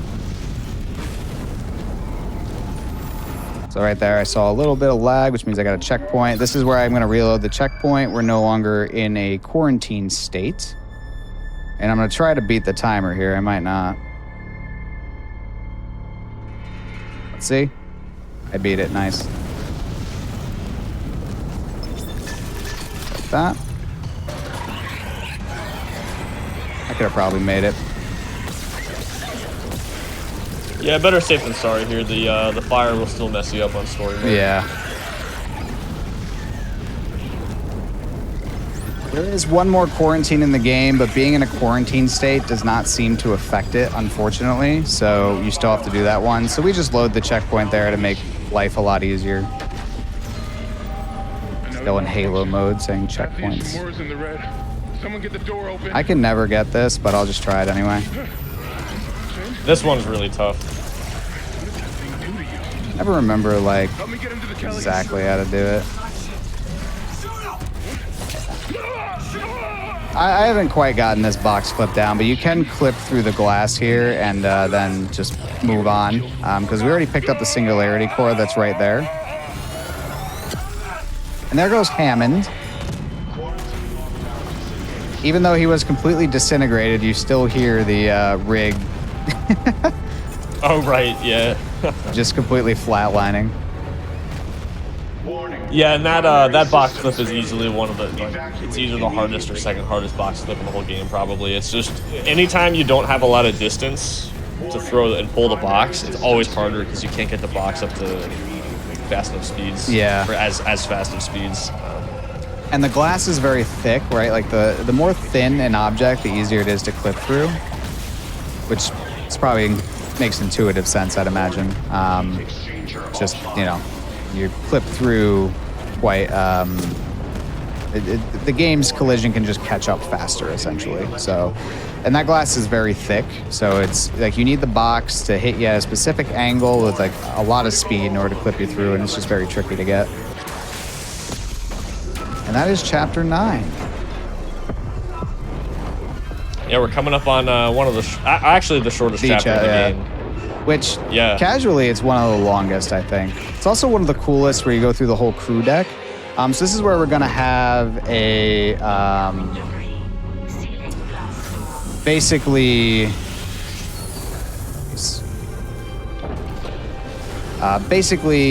this is one of those exceptions to we have to do all the objectives in order. So I'm actually just going to take a second to show this. So you'll see our objective is to reach the executive shuttle. In order to reach the executive shuttle, we have to go through the crew deck. When you go through the crew deck, it cancels that objective and gives you a different objective. However, if we never go through the crew deck, we can complete this objective without it ever canceling, and the game just works. So I'm going to get myself out of bounds like that. And we're going to go directly to the executive shuttle. We're never going to go through the crew deck. Because of that, because we never canceled this objective, basically, it just kind of works. It works out. It is a miracle that this works out the way it does, I am still surprised it does, honestly. So right here is the executive shuttle. Because we never went through the crew deck, our objective never canceled, so there we go. And for some reason, it just works. The level just progresses, which is the most surprising part. Yeah, there's a few other times where there's an objective like that where it gets canceled but comes back, and it doesn't work if you try to do this. It might be, you know, a case of it's named the same thing, but it's actually treated as a different thing, so it's not really the same thing. But in this case, it really is the same objective. So yeah, it just winds up working out. So we can completely skip the entire crew quarters section, which is a very long section. We're very fortunate we can skip it. Or unfortunate. That is a very cool section of the game, I think. It is a cool level, but you know, it's we're trying to go fast here. That's chapter 10. Like, blink and you miss it. It's already over.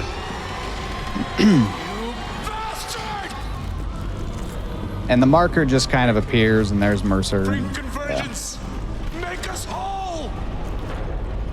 Alright, coming up into another one of these tram sections. So yeah, according to what I saw here, we'll have a 9% chance this time the tram can crash. So surely it doesn't happen again. It can't happen twice. Surely not.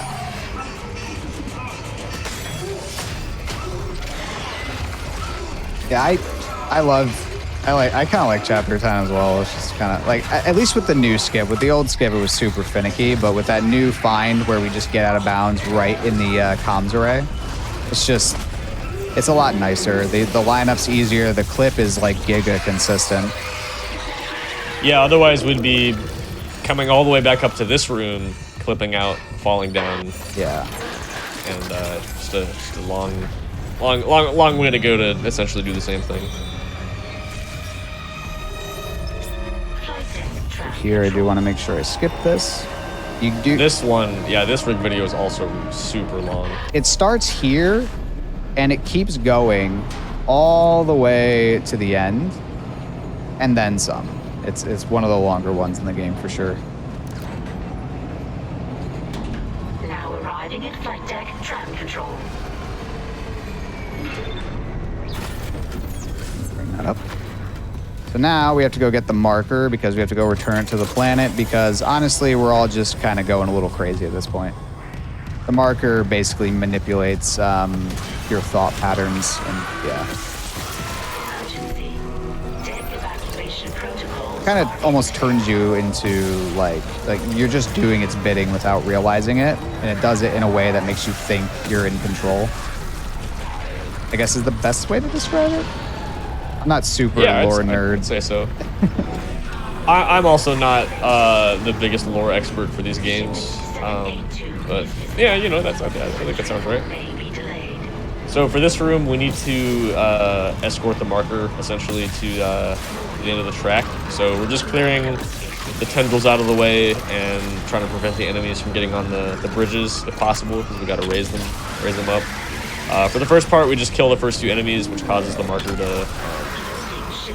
There we go. That was a little slow, up here. But that's okay.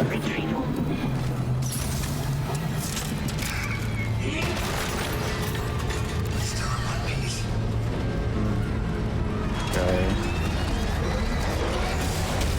I think it might be stuck, or maybe not. Can't quite finish off this yet. There it is. There it is.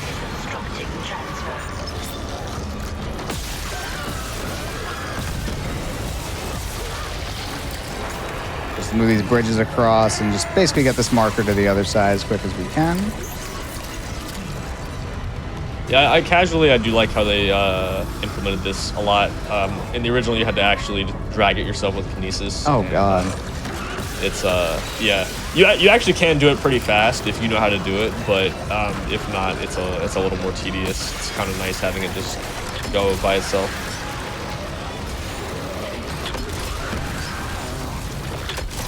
Right here, I want these guys to not be on the bridge. So, because they won't let you actually raise the bridge if there are enemies on it. So there we go. And once it's past that second bridge, basically on an auto-scroller, so you just get over here, and we want to prepare another rig skip.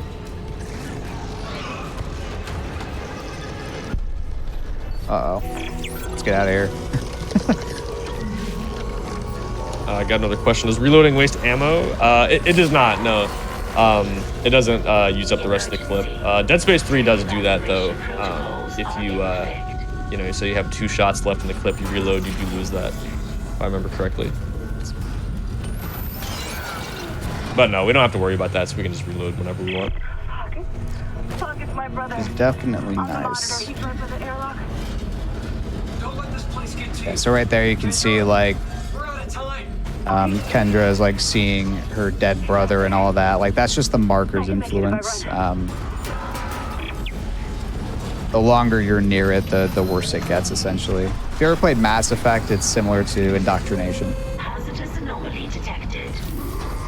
Quarantine activated. Got lots of contact beam ammo, which is definitely nice. Ammo is like RNG. Sometimes I have more contact beam, sometimes I have more plasma cutter. I definitely prefer contact beam. It's a lot more powerful for these late game enemies.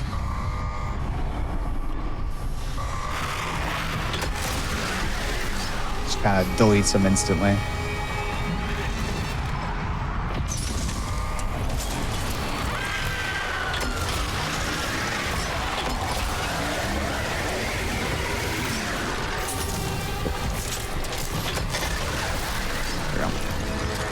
Doesn't matter too much how fast you kill them, just as long as you kill them before the timer expires. Just like that. And here is a side effect from the Chapter 3 skip we did. This door is still locked. So I'm going to try to look through this door here. Grab this corner. corner. Yeah, you can see there's not very much space at all. Makes this box flip also very difficult. Come on. It is a little surprising it even works given how short the speed is. You need it to go just right. There we go. There we go. Nice. And there's also still 0G in here because again, it never cleaned itself up after chapter 3 because we skipped the part where it would do that, thanks to that sequence break. So we get 0G a lot earlier. Normally you have to wait for that whole thing to come in and a whole bunch of other stuff, but we can kind of get started on all this stuff a lot earlier. Must be the damage to the ship. We're losing time. The hive mind is down there. Kai, relax. I'll turn off the gravity in the hangar. So, like, Isaac's talking about turning off the gravity, but the gravity's already off kind of thing. No, don't worry, Amelia. You understand. Jesus. Yeah, and same thing here. Kind of just got to babysit the marker. The main time save. Well, you're really more trying to prevent time loss. I guess you want to make sure you turn the parts of the track as fast as possible, and also make sure enemies don't block. Yeah, they will get right in the way.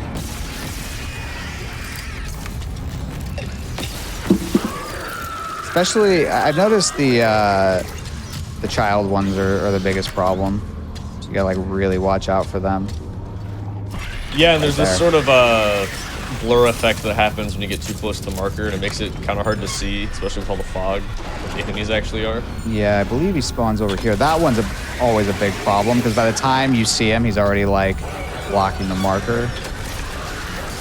I don't remember if the objective says to kill the enemies or not. Maybe it says through the hangar or something. I think that that panel doesn't actually activate until all of them are dead, if I recall.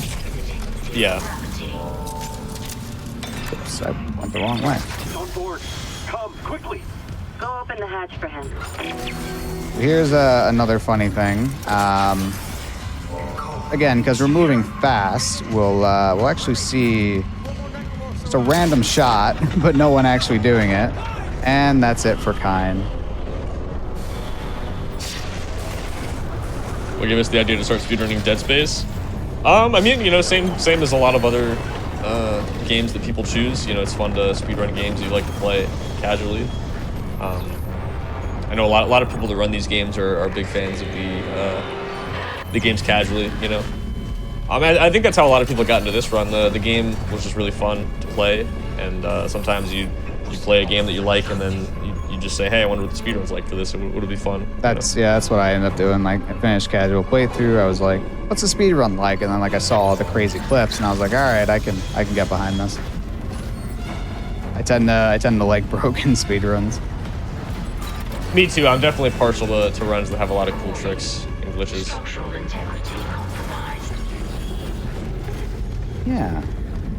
So we have another one of these unskippable cutscenes. Here we have Nicole. I tried to find you. Although at this point you should probably be a little suspicious, given all the marker symbology we're seeing, how weird she's acting, and yeah. Daniel screwed me over.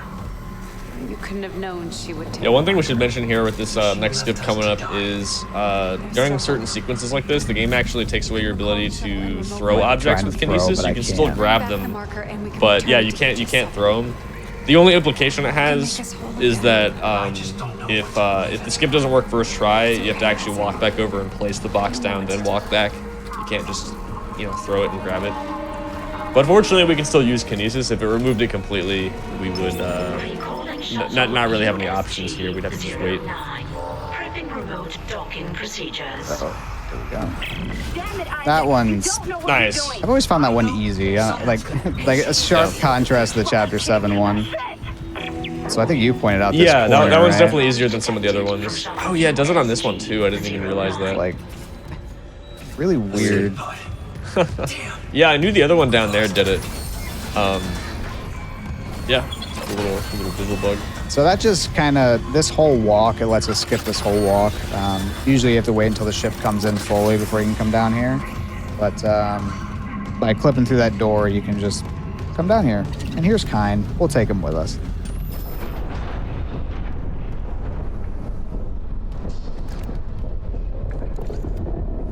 And we... Yo, thank you for the good luck waifu, by the way. Yeah, thank you. And yeah, we're basically, this is the one that Kendra left on, but she ended up taking an emergency, like basically the escape pod off of it. I want to be a little bit careful. If you go too quickly, you can actually fall through the floor. I found that out on a run. It was a little tragic. You know, I actually have not had that happen, but I'll have to keep that one in mind. That sucks. I don't know if I fell down there. I think the gate wasn't like down yet, or was down too early, and I just fell through. So I'm like always like paranoid about it now. So here's an unskippable cutscene. I love this cutscene because all it does is give you time to get nervous, because this is the hardest trick in the game. It started as basically, so again, you have to complete all the objectives in order on every other chapter. This chapter is the exception. This chapter, in order to beat the game, all you have to do is spawn in the final boss, beat the final boss, and that's it. You don't have to go through all the objectives. There's a particular thing you can do to spawn in the final boss. And the quicker that you can do that, it's just this little terminal. The quicker you hit that terminal, the better. That terminal spawns in the final boss, and you get back, you fight it, and then that's the game. You don't have to go through all the objectives. So at first, we ended up going about halfway through this chapter. I believe it was Hazeblade who found a out of bounds with the with zero G. So similar to like all the zero G out of bounds you saw like on chapter 7, all those other chapters. There was a way to get out of bounds with zero G. The problem is we still had to play halfway through the chapter. Doing objectives we don't technically have to do. And then one day it was actually Waifu, who is in chat, who was just playing around with some different ideas, and I think it was for a video if I recall, and basically found a way to get to that button from the very start without going halfway through and doing zero G. And this is a long chapter. You're constantly babysitting the marker. So the fact that we don't have to do that, we don't have to do a single thing in this chapter except go to that magic button, kind of birthed, I guess, chapter 12 skip, which is definitely, it's the dragon of the run. Definitely if you're a newer runner, I'd recommend the zero G route by far. Because this trick is, it's tough. And it's all gonna be revolving around this box right here. We're not gonna unload the marker or do any of that. We are going to launch ourselves to the end of the game, basically. So get myself up in this corner. Use this box to slide myself up. The box back under me. Like so. Got a little dot and let it elevate me up. Oh, that's okay. Yeah, this prop fly is tough too.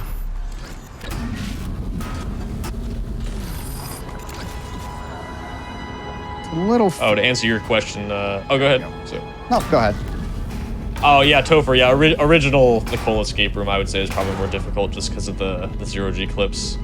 I think the single box clips a little easier. It can be a little tricky, you know. Both can be a bit tough, but yeah, I agree with Looney. I think the original. And here is, well, I'll let it speak for itself.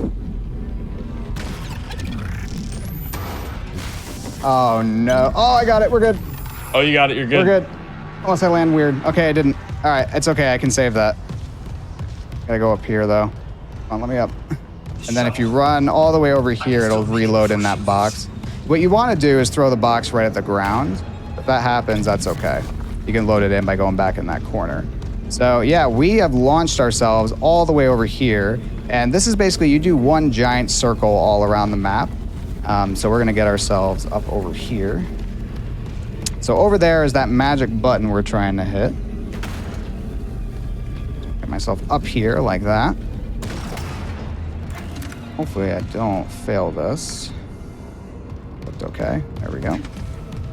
Nice. Grab this box, and right there is that magic button I was talking about earlier. So, and there we go. And now awesome. The final boss has spawned in. That's all you have to do to beat the game once you get to chapter 12.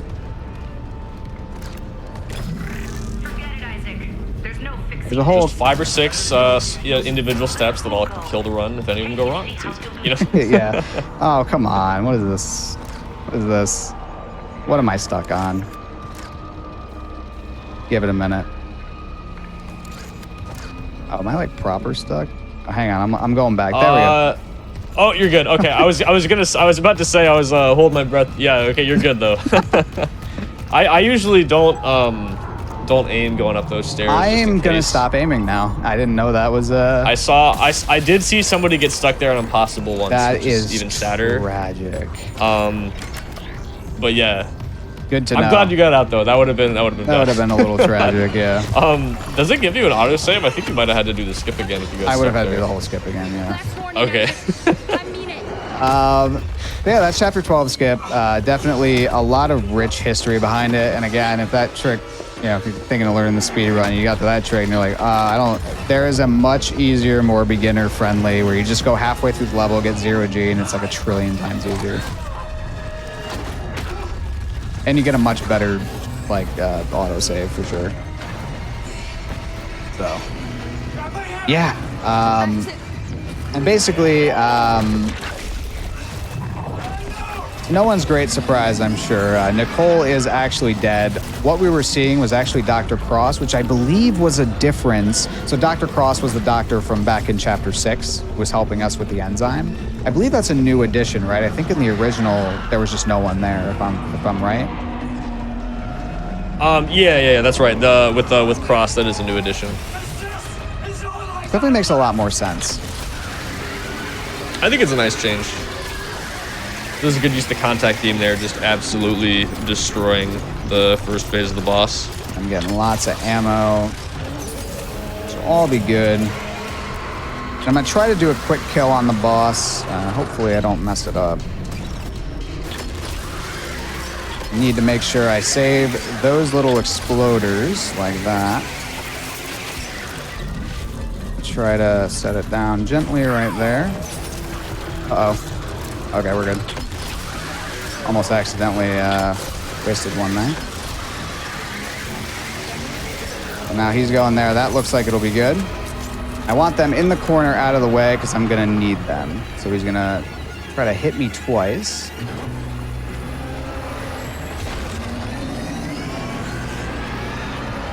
So, and then I'm going to grab one of these. I'm going to hopefully blow up 2 at once. Just like that. I'm going to save that one over there. I try to bait him to shoot his poison way over here. That. I'm going to kind of stand away from where he'll hit that because I want to use that. Basically 2-cycle him. So he's going to hit me 4 times now. So, last one. And then I'm going to grab this and hopefully hit the last 3. Just like that. And that is how you 2-cycle that. Yeah, better than doing it in 5, you know? I missed it like 3 times in practice, so I'm glad I was actually able to hit it. And that is the final boss done.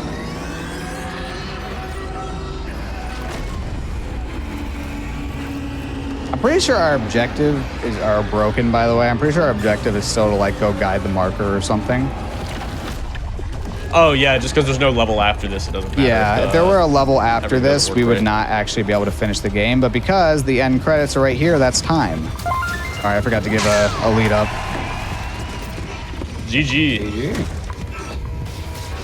Yeah, and that's Dead Space Remake. If you're interested at all in the speedrun, join the Discord. I did pretty much the quintessential like route, but we have a lot of just different beginner strats and all that you can use to make, you know, just give you stepping stones up to the harder tricks. So if you're at all interested, join the Dead Space Discord. And yeah, there's definitely a lot, I think, left in the tank on this game. I feel like there's more skips yet to come, if I were to guess. Not quite sure what those will be. There'll probably be something unexpected. That's usually how they go. Yeah, I'm Nervy Destroyer. I've pretty much been running this game since it came out, on and off. Yeah, hope you all enjoyed. Shark Hat, thank you for commentating for me. Yeah, of course. Thanks for having me. And coming up, you'll be running Dead Space 2, so stick around if you want to see the sequel. Yeah, we'll have some good stuff there. I do want to say thank you to both for doing the run here. As well, before we do hop to the next game, Nervy Destroyer, if anyone wanting to find you, where can they find you? They can find me on twitch.tv/NervyDestroyer. You can find me on YouTube, Twitter, basically any social media site you can find me on. Yeah, I'm always doing stuff on something, so. I'm sorry.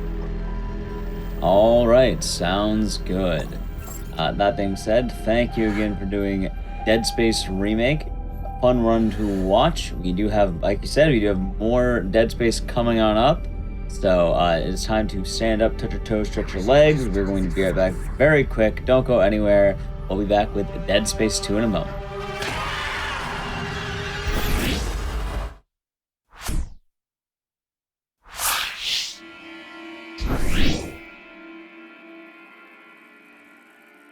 He's ready to go for our next run. Before we get into that, though, well, I guess hope you've just been enjoying Dead Space as a whole. As we saw in the last game of the Dead Space remake, there's quite a lot of fun tricks, and, I'm glad they worked out considering how brutal some of them can be. That being said, with Dead Space 2, we have a lot more, I guess, glitchy action coming up. I hear there's some new tricks to that game, so we will be checking that out. Anyway, here's Dead Space 2 any% with SharkHat87. Take it away.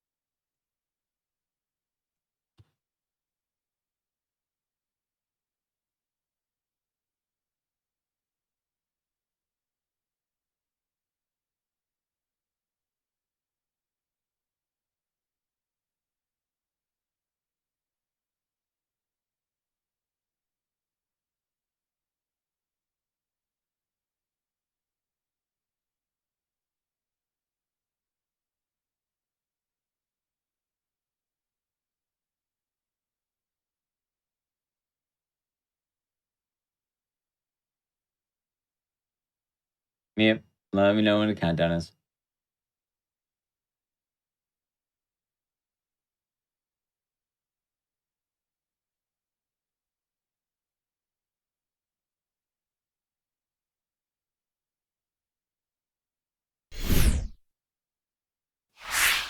All right, we are back after minor technical difficulty. We should be good to go now, and now here is officially SharkHat87. Would you like to introduce yourself now? Sure, yeah, welcome back, everybody. We're going to go ahead and just get started here. We can explain some things as we are in the intro of the run. So time is going to start after this loading screen is done. I'll give a little bit of a warning here, but as soon as we gain control, that's when we're starting. So in about 5, 4, 3, 2, 1, go. All right, so yeah, I'm SharkHat87. I run this game a lot. Topher, you want to introduce yourself as well? My name is Topher. I run this game not as much, but a bit more recently. Yeah, we've gotten a bunch of people back on this game recently and been finding some new time saves and things. Excited to show that off. So the beginning of the run, pretty straightforward, mostly just running here. While we're in this straitjacket state, we cannot do a lot of normal actions like aim, shoot, interact with certain things like stores.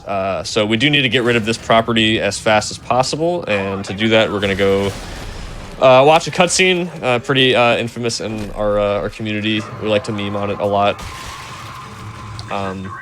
Not too much hope to skip it unless we you'd basically have to wrong warp to the end of the game from this point, which you know, not looking super likely, but you know, not gonna say it's impossible. Yeah, at this point, I think all the time saver time loss just comes down to like taking corners super tight. Tiny bit of menuing after this cutscene up here, but we have a category that we call vent %, which is basically the run from the beginning up until the point that the combat starts. So I think a vent % of, was it 4 minutes or okay, 4 minutes or less for me is good, but I think the best you can do is 3:54. 4:54, but yeah. 4:54, sorry. Yeah, 4:54 is about the fastest you're gonna get. Yeah, it's essentially the intro of the run. It's actually the majority of chapter 1, because after that we're gonna skip pretty much the rest of it. But coming up here, we're gonna be picking up a very broken item called the flashlight. We do need a gun of some sort to be able to aim. It is possible to have no guns in your inventory, and it's not great, actually. You can't really do a whole lot. But the reason the flashlight is broken is the way they programmed it is when you pick it up, it breaks you out of any cutscene or animation that you're in. And that's what they use to actually get you out of this cutscene. But the tutorial that spawns the flashlight doesn't get updated until later in this level. So what we're going to do is actually use the tutorial multiple times to spawn more flashlights and use those to skip more cutscenes. Which is actually one of the most broken glitches in the entire game, but unfortunately it doesn't work past chapter 1 because the flashlight doesn't load in anymore. Also it removes your kinesis ability, which we don't have yet, but we definitely do need that to beat the game. So you know what? I'd like to thank you, Shark, for explaining that, because I feel like the last time we ran Dead Space 2, you asked me, and it was like the first thing you asked, like, hey, can you explain this? And I was like, I don't know. I don't know how this works. I can explain some other things, but just not the first thing. Like, I know how to do it, but yeah, I know the whats, but the whys and stuff are like, how does that work? I don't know. Just wait until we get to punch hovers. I will not be able to help. Well, I don't know. Do we? I don't mean, you know what? We'll cross that bridge when we get there. Yeah. Oh, okay. I'm gonna try this again. I missed. So this is a trick called table boost. Let's see if I can. It's easy every single time. It might be a little hard to see what's happening there, but with how dark it is. But basically, we climb up on the table and then we can jump onto the other table, and skips a little bit of walking. So spawn in a flashlight, skip the cutscene there, and then I'm gonna do the same thing. Using that restore health tutorial spawns in another flashlight. You can also grab it from anywhere on the map too, which is nice. It's not just in that locker. So super useful. You can do a lot of really glitchy things. We have some other shorter category extension kind of runs that abuse the flashlight. If I were to use it now, Isaac would just stand up and clip out of this vent, for example. It's a little bit of a shame it doesn't work in the rest of the game, because it is really cool. But we're going to do it here to skip this cutscene as well. With the loading screen included, this is not faster to skip this cutscene, but we're pretty sure that not skipping this one, if you do the first one, well, or at least I think there's a good chance that it causes a soft lock that can happen. So we're just doing that to be safe. But we're getting kinesis here. This lets us pick up and throw things. Pretty useful. It's required to pass certain parts of the game, including this part here. Yeah, a few things is that that table boost that we saw earlier, I believe that's just a result of running the game on very high FPS. So when the game came out, that's not something you can necessarily do on consoles, but maybe on some of the newer consoles like Xbox Series X. I'm not sure what the frame rate is there, but yeah, you can run it on 60 on those. Real quick, we're gonna do a pretty big exploit here. We do some tricks in this game at lower FPS. Manipulating the frame rate helps because a lot of tricks are based, the physics in this game are based on the frame rate. So some things work differently at very low FPS, some work at very high FPS. So we're gonna be doing a bit of both. But yeah. we drop out of bounds there, open that door, loads in the level. Now we can fight this boss. What were you gonna say? No, I was just, I'm not sure if we did Cha-Cha Slide the last time that, well, not we, but I'm not sure if Cha-Cha Slide was part of the route last time this was on GDQ, was it? No, or did you still do Stasis Skip? Yeah, I believe that is new. Also, real quick, we don't have a gun, so we have to kill this boss with throwing props at it, which I messed up a little bit there, but now we're back on track. Yeah, so the last trick, ordinarily you would go a few rooms further, you would get the gun, and you would manipulate doors being held open, and we would, deload parts of the level, and basically get down here, just a more roundabout way. but we would have a gun immediately. It is faster to obviously do it this way, where you skip getting the gun and just go straight down. But like Shark just said, we have to do that fight without the gun. But you can get right at the store here, so it's not the biggest deal. Yeah, unfortunately, although you can't get the cutter for free, there are 3 money drops there at the end of the level, and picking those up always guarantees that you'll have enough money here. So yeah, that's chapter 1. Moving on to chapter 2 now. We can talk a little bit more about that tech we were describing, wall boosts. So, there we go. So yeah, when you run into a wall or certain collision in this game, you know, the game does not want you to clip through the wall, so it'll push you out, but it also pushes you up a little bit to make sure that you don't go through the floor. And how far and how fast it pushes you is based on your frame rate. You know, the more frames you're trying to go in the wall, the more frames it tries to push you out and up. So at a high enough frame rate, you actually gain enough height going up, or gain enough speed going up to counteract, you know, gravity, and you actually start going up instead. So that particular one on the table, that actually does work at 30 as well. You can do that on the Xbox and PS3, but most of the ones, including the one we're about to do, does not work. You need about at least 60 FPS for this one to work, and the console versions run at 30. Series X runs at 60, so you actually probably could do this one, but you really want a bit more than 60. It doesn't work that well. But we're going to gain a little bit of height on this corner and then gain some more height on this plant here, and that gives us enough to jump over the railing out of bounds. This was actually the first skip discovered in the game back in like 2013 or 14, and it is still in the run. We've not found a way or a faster way to do this part of the level. Yeah, we're kind of going over a lot right now, so if there's anything we skip over or if there's any questions, I'm keeping an eye on chat, so feel free to ask and we can go over things or, you know, talk about whatever. Yeah, sounds good. We'll try to explain everything as best we can. There's a lot of stuff going on in this game, so it's kind of hard to explain everything. Yeah, this room here, you just need to destroy all these exploders here. Shark hit a trigger at the end of the room earlier just to cause the ones at the beginning to spawn in. That's why he did the turnaround there. And then he's going to blow up this vent because that guy's going to drop down. If you wait for him to come out of the, or if you try to shoot him before he's out of the vent, I think the HP is just very, very high. There's like an invincibility thing, sort of, but another exploder sack is enough to overcome it. So that's why Shark threw that in instead of just shooting it. Yeah, if you've seen the hand cannon, you know, the foam finger weapon that kills everything in one hit, that can kill them. But yeah, you're right. It's not quite invincibility, but it's sort of like an ultra high HP kind of thing. But the explosive sack does enough damage to kill him instantly, so it saves a couple seconds. We got a few questions. Can you explain how the story connects from 1 to 2? The marker messed up Isaac's brain. He was kind of found floating in space. He wakes up.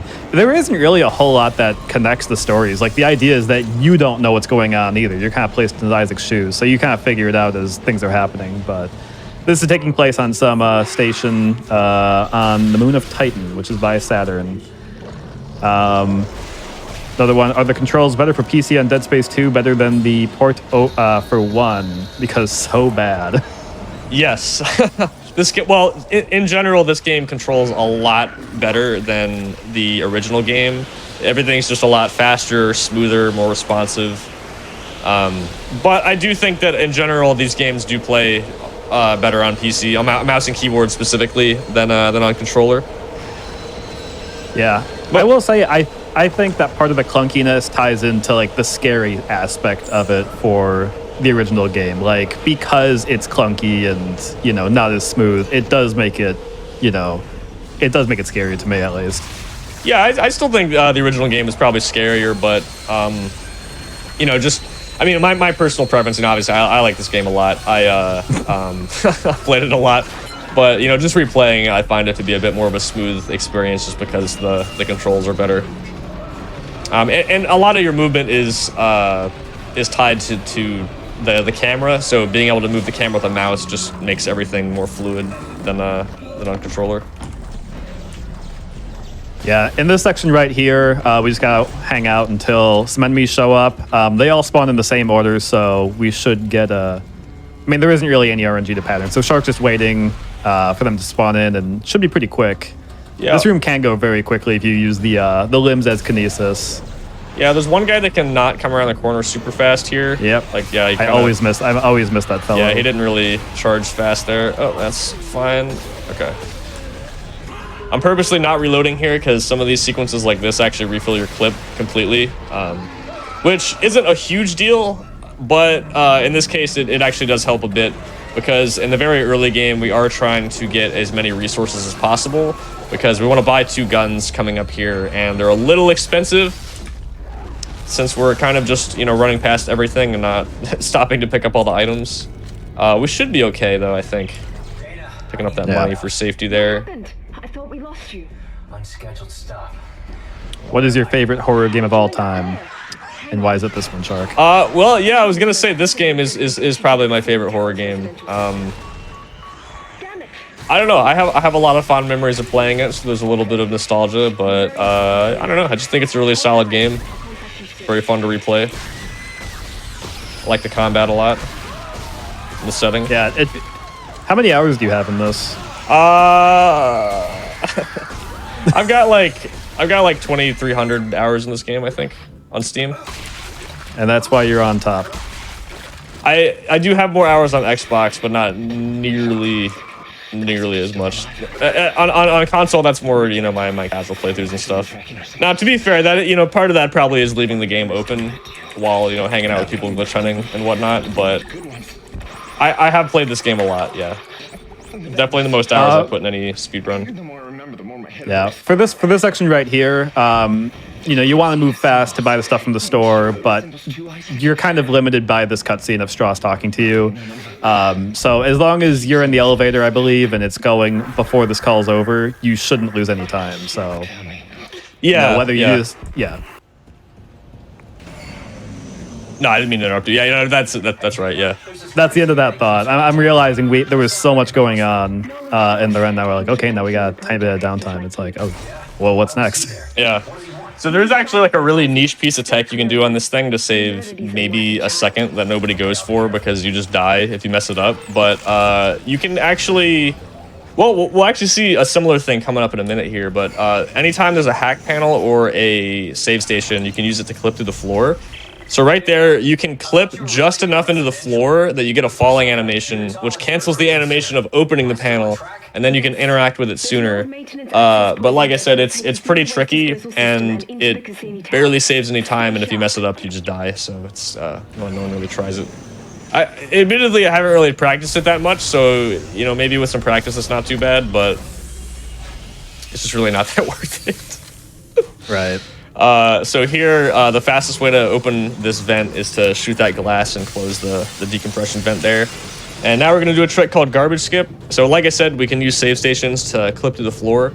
So we're going to do that here and end up in a 0G area and then kind of just fly to the end of this room, skip this whole fight. Slightly new thing that another runner, Radish, posted in the Discord yesterday. This part can kind of troll you a little bit, but if you just wait a second and then fly, it doesn't mess up your movement. Sometimes if you move right away there, you hit the edges of the 0G box, and you kind of just get stuck a bit, but that makes it a lot easier. Just gonna open this door here, load the level back in, and we're good. To help visually understand how the zero gravity works, you'll have an area that, you know, you can fly around it in zero gravity, but if you can get out of bounds of the game, you can still be in the zero gravity box. It just extends a bit past it, but there's weird mechanics that happen when you hit the top, or if you hit the side of it and just fall out, you'll, I think, fall indefinitely. If you fall out of zero G, yeah, you do. So yeah, there's some weird things where with that save station clip, it's right on the edge of the zero gravity, so it's very easy to fall out if you're not angled correctly.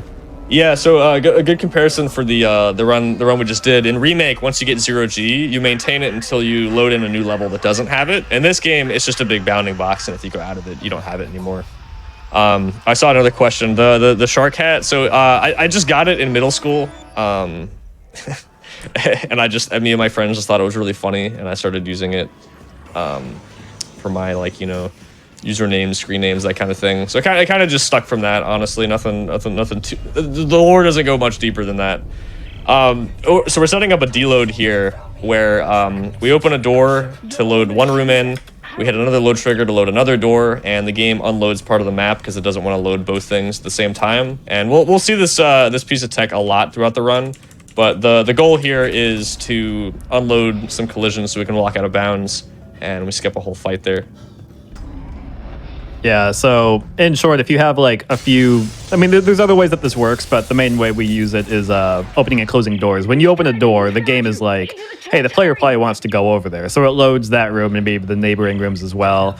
But if you open doors in a certain order and just kind of move around and go in the other direction, you can get into like a black area or get out of bounds, and we take advantage of that a lot. And speaking of deloads, that's the newest trick in the run that was found super recently, and basically it abuses the fact that the door unloads there when we go in the next room, and the explosive breaks the fuse, which is similar to what we're trying to do here. Let me actually set this up correctly.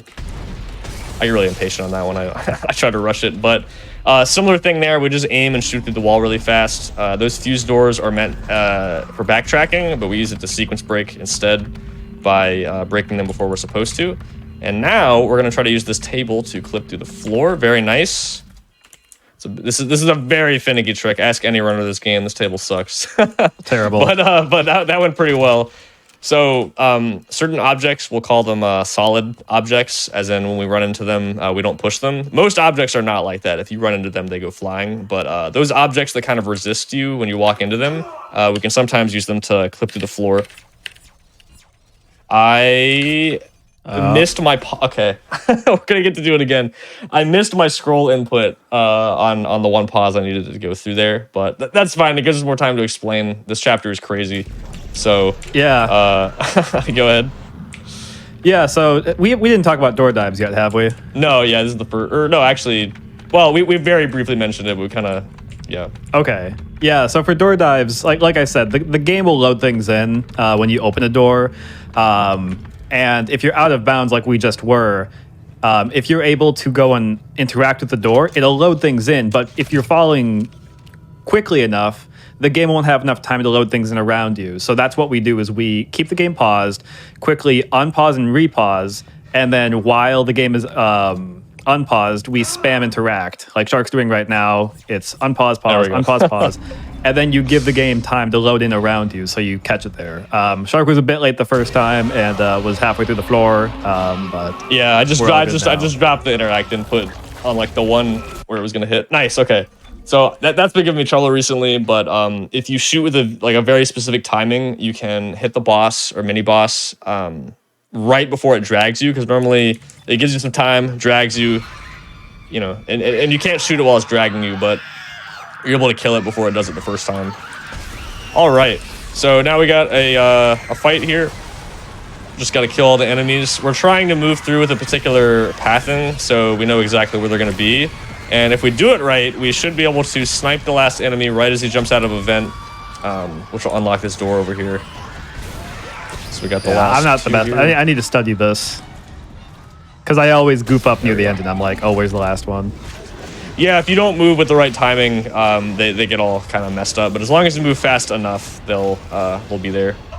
So here we actually have another very new skip, not quite as new as the other one. This is called Leap of Faith. This trick is really difficult. I'll try it at least once, but we're gonna try to skip this elevator ride.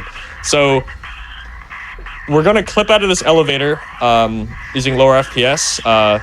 It'll prevent the game from loading an invisible wall to block us from leaving the elevator.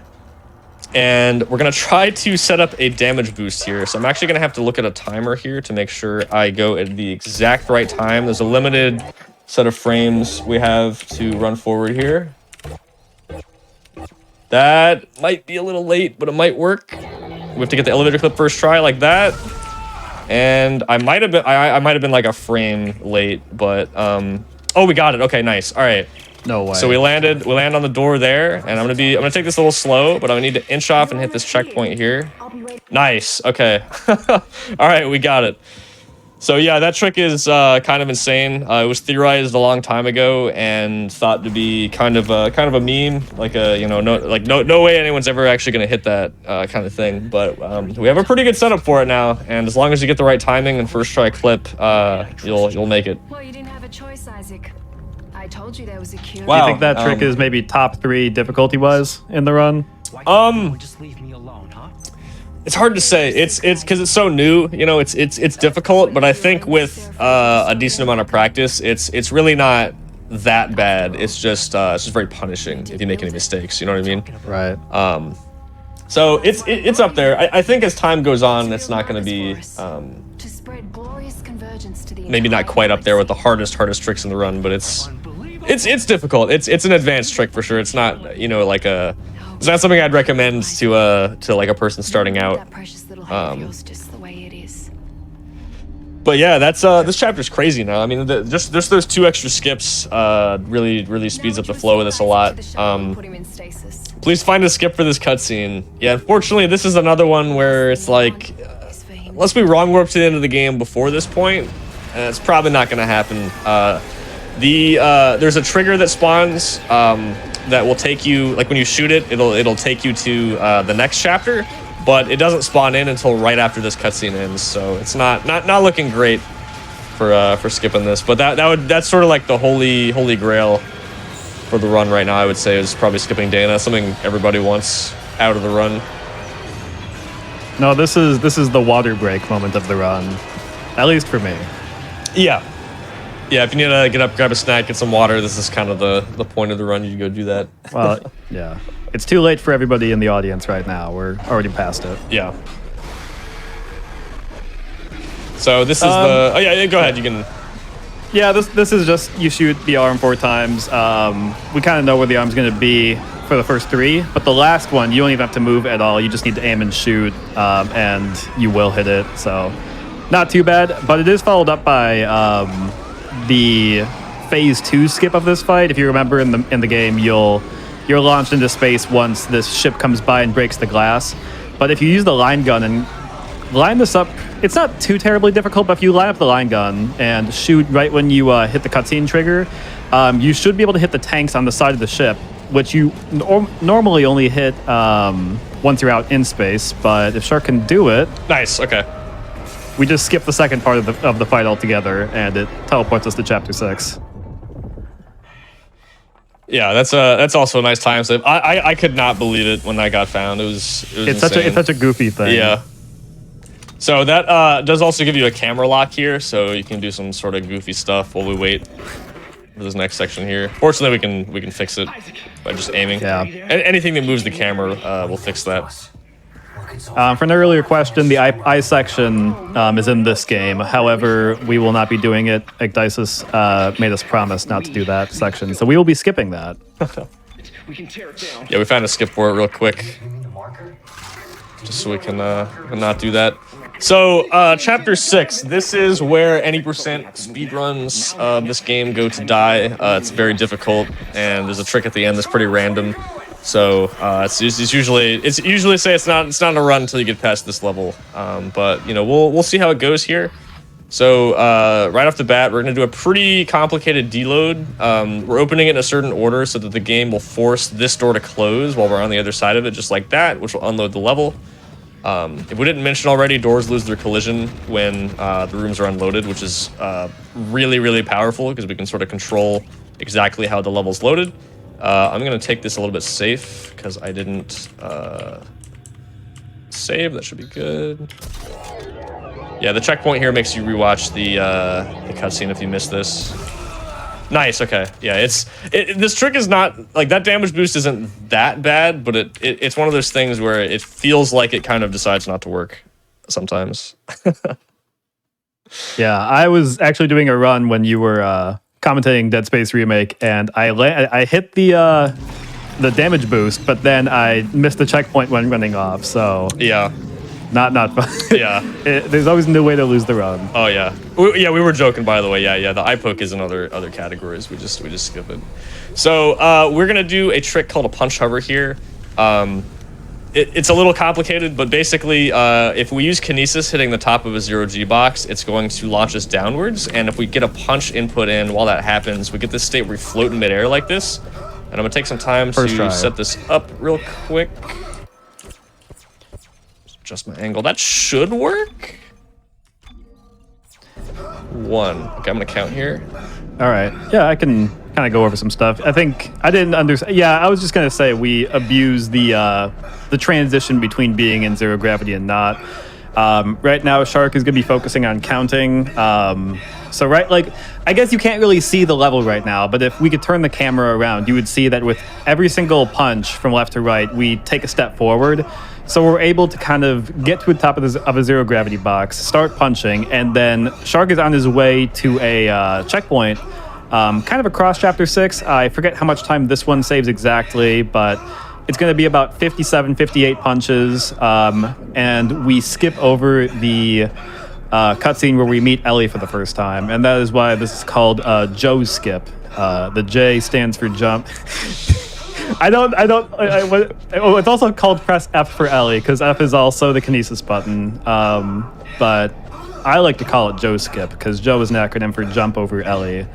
You don't really jump, but we skip Ellie. I like making acronyms for trick names. That's my contribution to the community. Sim is saying this saves a little under 3 minutes. But yeah, if we can hit this, or if Shark can hit this, we skip right to the school section of Chapter 6. Yeah, it saves 2 minutes. Yeah, it's a big one. It's one of those I promise this is fast kind of things, because you have to just sit there and punch for a minute straight. But it's so much faster than doing the level normally. It's just wait for drill skip. It's a bit tedious to redo, so I do really hope we got it. Okay, thank goodness. All right, so now we're gonna look down to manipulate the enemy AI so they're a little bit less aggressive here. Sometimes they'll still hit us, but yeah, that's fine. Okay. All right. Yeah, we're past that now. This guy, okay, he's dead. It's fine. Okay, we're gonna set up another deload here. So again, usually the way it'll work is we're gonna try to hit 2 things in rapid succession that each load something, and the game will decide that it can't have both loaded fully at the same time. So one of them will get slightly unloaded. And again, once we get into unloaded areas, doors lose collision. So in this case, we're going to skip the gym area by just running straight at the door. Normally you gotta do this hack panel. You can see the light for it up in the distance there. But yeah, you'd have to fight a bunch of enemies to open a curtain and get access to the door, but none of that stuff loads in, so we can just run straight through it. And we're gonna put Nicole in timeout here while we wait. Yeah, this section has a bit of waiting. We got this cutscene, and then we just have the longest elevator coming up after this. And there is a cutscene that plays during it, so it doesn't feel that bad. But if you ever need to go back up the elevator, for whatever reason, you will sit in here for a minute. It is not fun. I think it actually is around a full minute. or more, actually. Yeah. But yeah, this is we're coming up at the end of Chapter 6. There is one more trick there, and yeah, it's to some, you know, there are some free setups, and to some this is not fun at all. So but if you get a run past here, you know, you're good for at least a few more chapters. Yeah, and I mean there's some hard stuff on the second half of the game, but this level is one of the biggest run killers for sure. So it's yeah, the gauntlet. Yeah, so we're going to Transport Hub. Normally, like in the glitchless speedrun, it's a super chill room because you just wait for some rig videos to play out. The brute spawns. We have a lineup where we just shoot an explosive down. He dies instantly as soon as he jumps down, and then you wait some more, and then a door unlocks. But you can you can use the brute. His body has collision, and you can use that to clip through the door. Now, there's many different ways to do this. Unfortunately, because we skipped getting the stasis module in Chapter 1, and so the setup that's the really good setup with the stasis module is not possible. We do have this one stasis canister, but the same setup doesn't really work. So instead, we have to sort of rely on a bit of randomness here. We're going to try to bait the enemy into punching us. And if he hits us with the right arm and he's in the right position, we'll clip through the wall. If he's not in the right position, or if he punches with the left arm, it just doesn't work. Now, the good news is we can get him to continuously punch us again and again. So, you know, our odds of getting it at all are decently high. Ideally, we want to get it first try, but you know, we'll see how it goes. If he clips us to the floor, which is pretty rare, but can happen, we just die. And if he punches us so much that we run out of health, we will also die. I have another health pack, so we'll see what happens. It's not completely in my control whether it works or not, so we'll just do our best here and see what happens.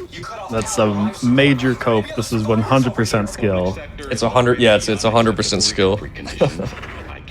Yeah, I think if you actually get down to low HP, he doesn't even punch you anymore. He just does something else. So.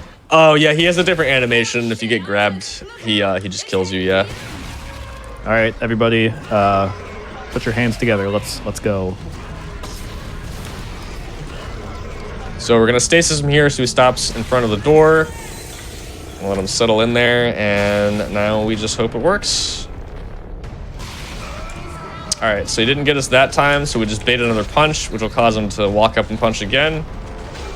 Ooh, nice. Okay, that's nice. Second try is really good. Proud of you. All right. Yeah, 100% skill, dude. All right, so yeah, that end of chapter 6. No, that's all.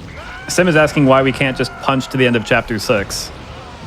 Oh, so yeah, you actually could do a punch hover all the way until the end of the level and skip transport hub that way. The problem is it would take, I think it's 7 to 8 minutes of punching, and you can beat the level in less than 8 minutes.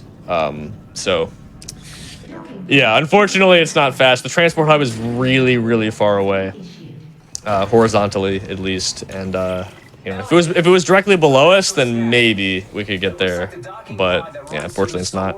So right there, we did something called a wiggle clip, just like it sounds.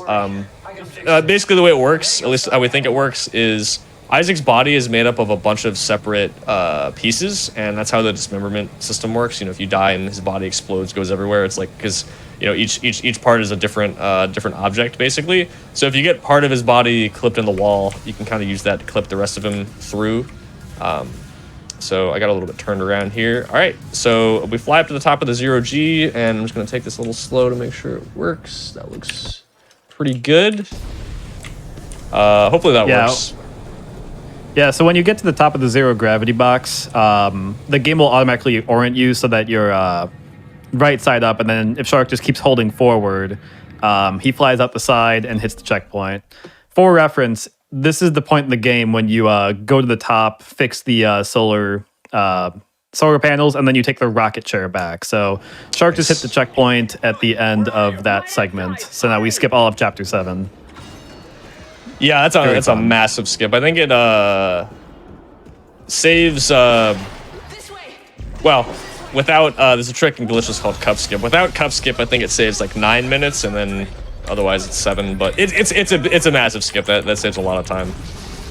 So we're gonna do a bit of shopping here. We did an exploit to start this auto scroller, but still get back into the store area.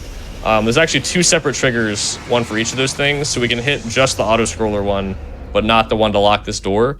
So while we're waiting for that to play out, we can take our time and make sure we have everything we need. So we're buying the detonator, which I'm not actually going to... I mean, I guess I could, but it's not required to actually use it for any combat. It's going to be used for a skip towards the end of the run. But yeah, we're chilling here. This is, for the most part, our loadout for the rest of the game. We don't have the stasis module, so we can't use stasis packs. Well, okay, that's actually not true. You can use one, and it fills up your stasis, but you still can't use it. Like, you can have the meter go up, but you still can't use it. So stasis packs are useless. We don't really need that much more money. We just need to buy the contact beam at the end of the game for 9,000 credits, so I just left a little extra. You see we have 10K, so that's perfect. Otherwise, we're chilling here. Earlier in the run, when we did the that elevator clip at low FPS to skip getting the gun and then fight the tripod, the old version of that trick actually had a side effect of giving you infinite ammo in the game, but this setup kind of takes away from that.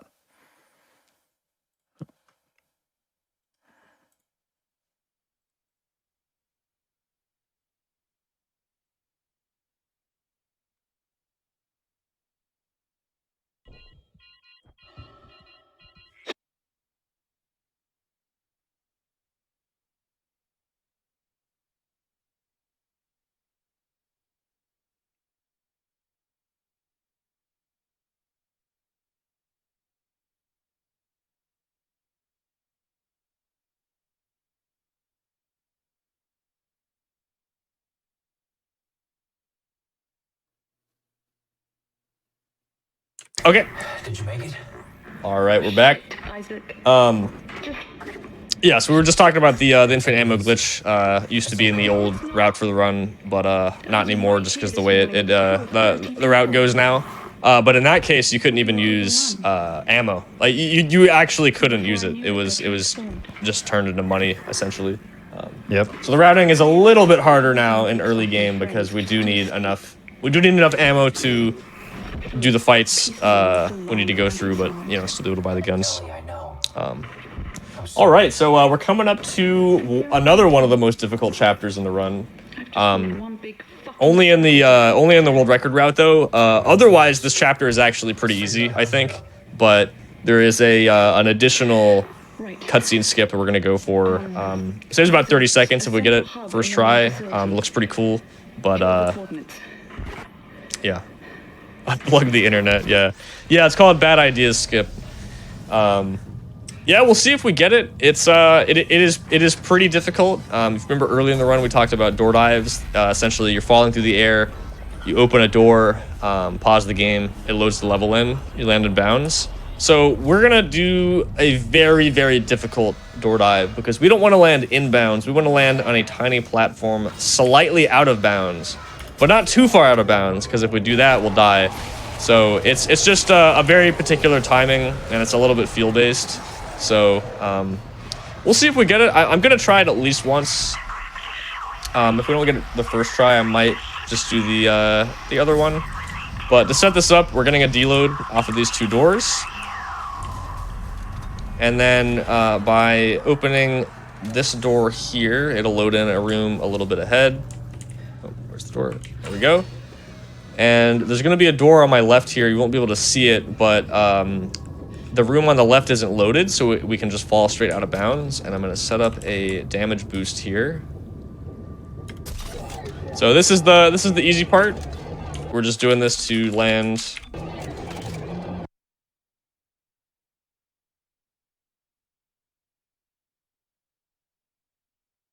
Just doing this to land.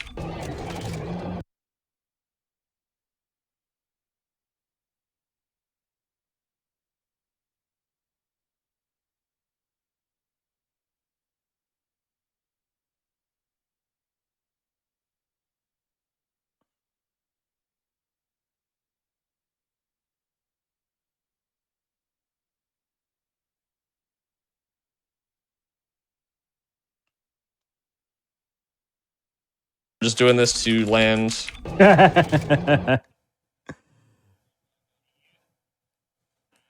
Just doing this to land.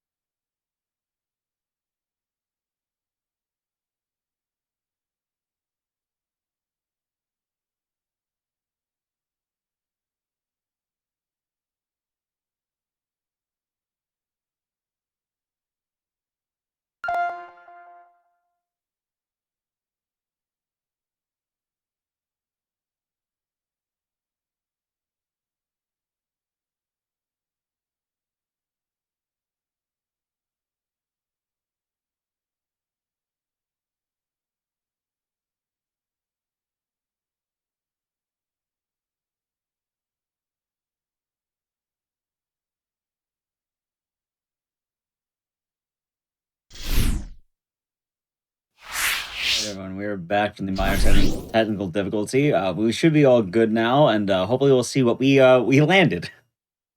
Yes, we landed the. We did hit the skip. You'll just have to trust me on that one. But basically, we want to load the level in and land on a very specific platform, slightly under the level, and it lets us get to this bottom floor before we're supposed to be here. And we're going to be able to destroy some canisters in this room and sort of sequence break the level. a little bit, do some things out of order here. So normally, that's the last one we're supposed to destroy, but we're gonna do, like I said, the opposite order. So destroying that one up top is what allows you to get down here, but it also causes the shuttle to come down, the tram, yeah. So I'm gonna try to jump into this cutscene, which forces Isaac to jump, but I'm gonna go in a little bit later here, and we're gonna try to have him jump into the side of the tram just like that. So that displaces us to the left out of bounds here. We're supposed to be in the shuttle right now. And the really cool part about that is the way this works is you're going, you stop, and then you have to back up, and then the cutscene ends, and you can progress. But we pass by the checkpoint, like the tunnel we're going into next, and we're displaced to the left far enough where we're actually going to hit the checkpoint on the way in, and we can just reload, and it skips the majority of this cutscene, or at least the second half of it. So as soon as we pass through this collision up here, we should be good. At this point, it's all just dead weight. Isaac, what did he mean? What did he? Just like that. And you see the tram is also stuck there too. Pretty funny. Yeah, in my opinion, hardest trick in the run, because it's the only one I haven't been able to land yet. I think I tried for like 20 minutes and I was like, this is stupid. I would agree. I think it's easily the hardest or second hardest trick in the game, and it only saves 30 seconds, which is a lot, but it's not that big of a deal unless you're you know, going for sub hour, going for the world record, anything like that. And it's actually not even required for sub hour anymore, so it's just not it's just not that worth it. I mean, I still have like, there's like a, what, 10-minute gap, 12-minute gap, I think, between me and you. So I'm just like, I'm not going for seconds. I'm going for minutes. Yeah, it's like you'll add it when you feel like you need it, kind of thing. Right. So, all right, we're grabbing a safety checkpoint here, just because otherwise we gotta take that gondola all the way back. But we're gonna do a wall boost on the side of this lift here to get out of bounds. Last time I was here, things didn't go so well. There we go. So now we're gonna skip most of the Ishimura here, returning to the ship from Dead Space 1, of course. And the way we're gonna do that is by getting to the medical deck here. So out of bounds ahead of us and a little bit below is where that is, which is really nice because normally we gotta go all the way through the flight deck and a bunch of stuff in the engineering deck before finally taking a tram all the way to this area. But instead of doing that, we're going to set up a damage boost on this ledge. Looks pretty good, hopefully. And then do a pretty tough door dive here. Oh, I didn't press pause, so there we go. We might have hit the checkpoint there, we'll see. But that's why we grabbed the safety checkpoint. So yeah, that happens sometimes. You try to mash pause twice and it just doesn't work. Okay, I gotta do that again, that's fine. Could always just go through the gun skip. Yeah, there is actually a relatively new find here that does make this a bit easier. I actually might just show that off since I attempted the other version too. So this is about the same speed. It's just well, you know, I mean,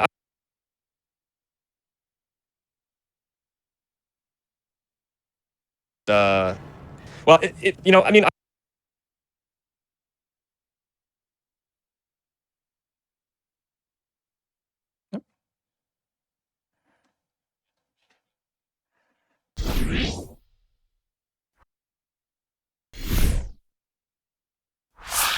All right, we are back from the technical issues there. It seems to be some internet issues, but I think we do have it figured out.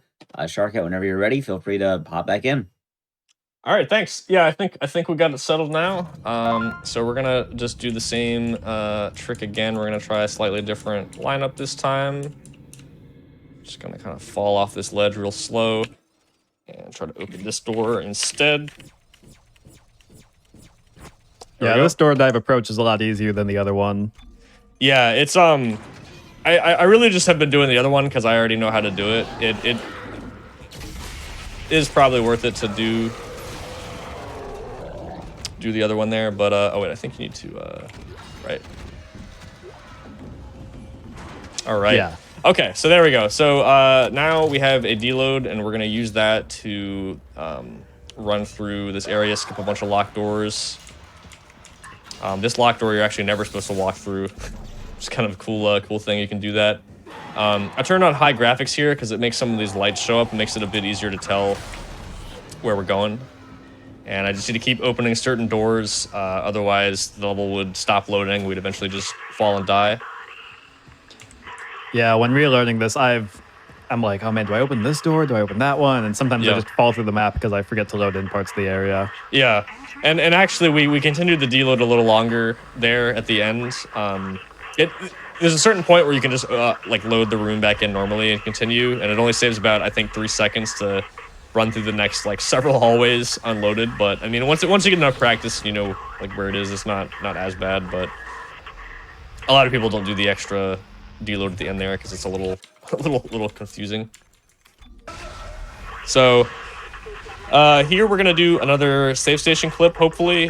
This one is a little bit difficult because we didn't elaborate too much, but it does involve having to be able to interact with the save station. And these particular ones in this level have a very thin range where you can actually interact with it.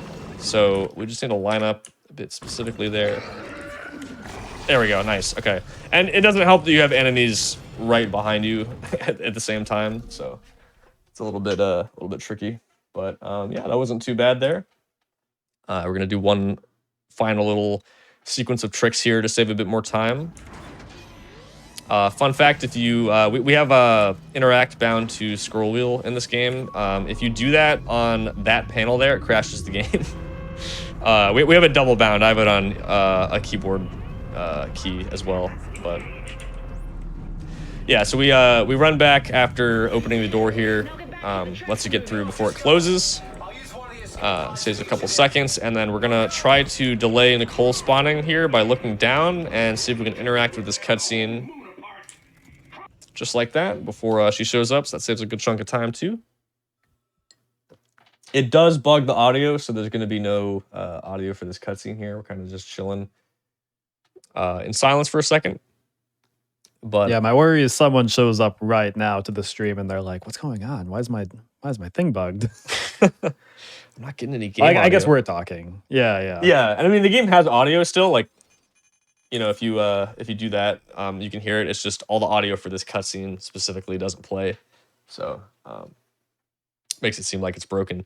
But yeah, we're going into late game here. We got 5 chapters left, but it is gonna go by really quickly. The late game section goes by pretty fast. I guess we could go ahead and start explaining drill skip a little bit now. We got a ways till we get there, but it's probably the most complicated thing in the whole game. So yeah, maybe we should start explaining it now so we don't bombard all of you with too much information too fast here. Yeah. I guess you want to go ahead and start talking about it a bit. Yeah, where do I begin? Drill skips start, like the drill section is chapter 12 in the game. We're going into chapter 11, but the setup begins here. So there's a section where you're thrown into space, into a zero gravity area. And what you can do is do a clip out of bounds to skip the section of the game where that deloads the zero gravity. Actually, you know what? We might be getting ahead. I think we could explain with the time that we have. I don't want to get too far ahead of things, but I think we can explain it as it's happening. We still have a little bit of time. Oh yeah, fair enough. So for this room here, we just have to kill the enemies to progress.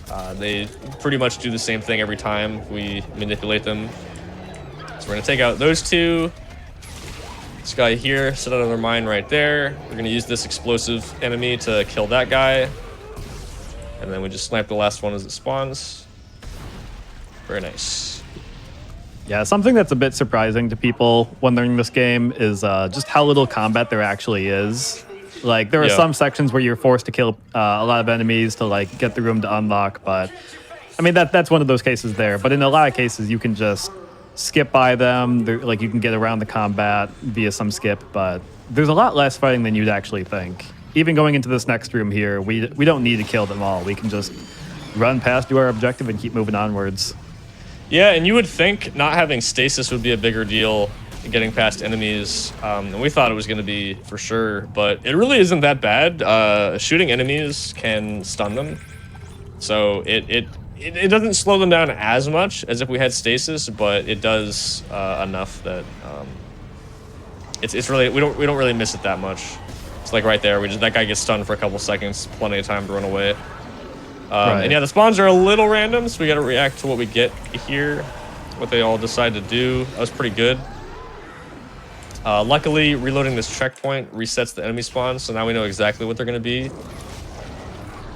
Yeah, I was wondering if we are able to do that anywhere else in the run. We're just restarting a checkpoint, resets enemy AI. I think so. I'm having trouble thinking off the top of my head. I actually just did a really tiny thing there called baby skip because I was able to get past that puker pretty fast. Usually we would shoot him, and usually on a real run I wouldn't go for that. I just went for it to see if I could get it there. You got to get around the invisible wall fast enough before the enemy explodes or you get hit and get knocked down. Barely saves any time, or normally you just aim really quick and shoot him, and that's it. So kind of a silly thing to lose a few seconds to if you actually get hit there. We can maybe start doing drill skip now, but yeah, we're moving into. Go ahead. Yeah, so we're moving into a zero gravity area. Shark's gonna do a clip to get out of bounds and hit a checkpoint, which starts at the bottom of a long elevator sequence. But by skipping the part where we actually kill Strauss, spoiler alert, we kill Strauss, or we should, the zero gravity box just never despawns. So when Shark loads in at the bottom of the elevator, you'll see him have a weird running animation, and that allows us to, at least for the bottom half of the elevator shaft, fly around. And he's going to take advantage of that to fly a bit upwards and get a punch sequence going, kind of like we had with the Joe skip about 20 minutes ago. And one of the cool things about punching in this game is as long as you're punching, Isaac will kind of be held to whatever surface he's on. And you'll see Shark do a bit of platforming in a couple seconds here to basically be on the side of the elevator shaft going upwards. Yeah. And then we'll be doing that for a little bit. Yeah, basically this piece of text called tilting. It's very, very similar to how it works in Dead Space 1, where, like you said, yeah, as long as you're punching, you will maintain the effect of zero gravity to stick to walls. In that game, though, in OG Dead Space 1, you can actually maintain that tilted angle, and you can do some pretty cool stuff with it. In this game, it does not do that. You just fall straight down, but it's not really a big deal. We don't really need that aspect of it. We just want to be able to stick to the wall to be able to get out of bounds. And by this point, we're actually not even in the 0G anymore, so I just need to make sure I keep mashing punch fast enough so he doesn't drop the punches, so we stay in this animation. If we take damage, we'll also fall, so that's why we want to stay up here, because there are enemies spawning. We want to avoid them as well. But did we mention what this trick was called? I forget if we did. Oh, puts. Yeah, it's called punch up the shaft, because we punch right up the elevator shaft. Yeah, so the ultimate goal of this trick, if you just did this trick on its own, you would just skip over a Nicole cutscene, and it wouldn't be that crazy on its own. But the important thing is that we are able to re-trigger that cutscene after we get past it, because when you're in a cutscene, you're given invincibility. But Shark's going to skip the cutscene and then go back and reopen the door, which gives Isaac invincibility without re-triggering the cutscene. And that's needed for, the guts of drill skip. And again, we got a little bit of time before that goes. So again, this trick on its own, I think it saves about maybe 10 seconds, but you want to do this in the context of of the bigger trick.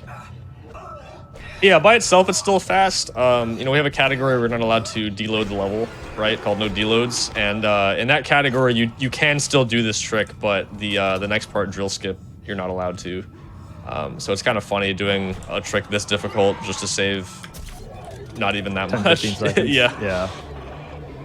Oh, it's also important that Shark is killing the enemies here, because otherwise the door that he needs to open will be locked. So gotta make sure they're all taken care of. We went right over that cutscene, and then we're just going to reload a checkpoint here and immediately turn around to go back to the elevator shaft we were just at.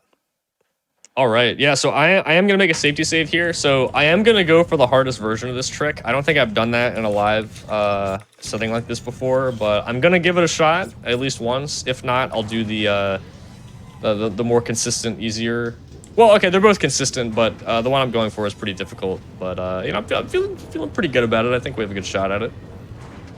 Yeah, that door right there is the first one that Shark went to. That's the one that gives invincibility. Shark, you could maybe shoot a detonator mine to kind of show that you are unstoppable. Yeah, so you not only can you not take damage, you can't heal either. So if I pop a health pack, it just doesn't do anything. You see my health doesn't change at all. Yeah. So you actually want to, I mean, not that it would usually happen, but you don't want to get the invincibility glitch on low health because you actually can't get that back. Fast, yeah. Enemies can also grab you still, but they'll never kill you. So you'll just stay on the grab indefinitely until you mash out of it. Gonna go for a trick called Gondola Skip here. Abuse the momentum plus this propped and low FPS to clip to the wall there. Just saves a little bit of time having to run back down here. I forget if we mentioned already a couple things going on here. So I actually wall boosted over a railing, which skipped a cutscene here. I'll show it off. It's pretty funny. It loses a little bit of time, but I think it looks really cool. So I'm gonna hit the cutscene here. I'm gonna overlap that with the drill turning around. Also with this guy right behind us attacking. Yeah, this kind of speaks for itself. It's very, very funny. The important part is once you're trying to climb up on top of the drill, you don't want to trigger the cutscene, because I think half of the lift is like in the cutscene trigger area. Like I've accidentally fallen into that and lost a run. Yeah, so because what happens is you get on the elevator to go up, but then you hit the trigger, which pulls you back down, and then you just get stuck down here, and yeah, it's just rip at that point. To answer a question in chat I just saw earlier, the audio was broken in that earlier cutscene because we did a cutscene skip. So it tries to... It can't play the first cutscene, it plays the second one instead, and it just breaks the audio for the second cutscene. So it is faster not to watch that cutscene because we have to come back and grab this now, but like I said, just thought I'd show that off. Also, you can just do this with a detonator, which is pretty fun. All right, but yeah, that does make this a little safer, so there's no chance I can get soft locked here now.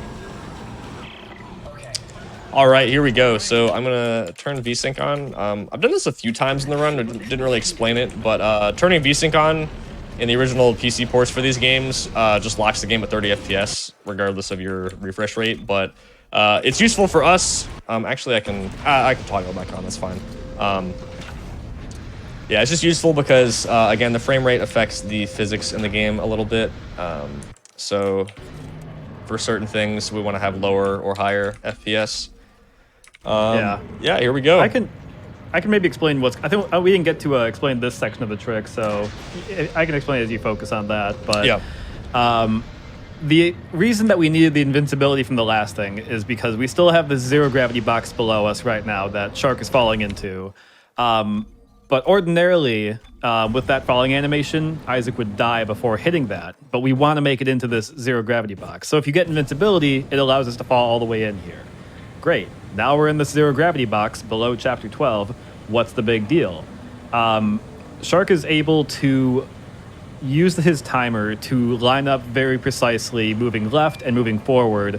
And that moves us to the edge of the zero gravity box, aimed right at a checkpoint, or at least right above a checkpoint. I think 97 punches away, depending on the FPS. So Shark's going to get right up to the edge of the zero gravity box and do a punch hover similar to the one that he did earlier in the game.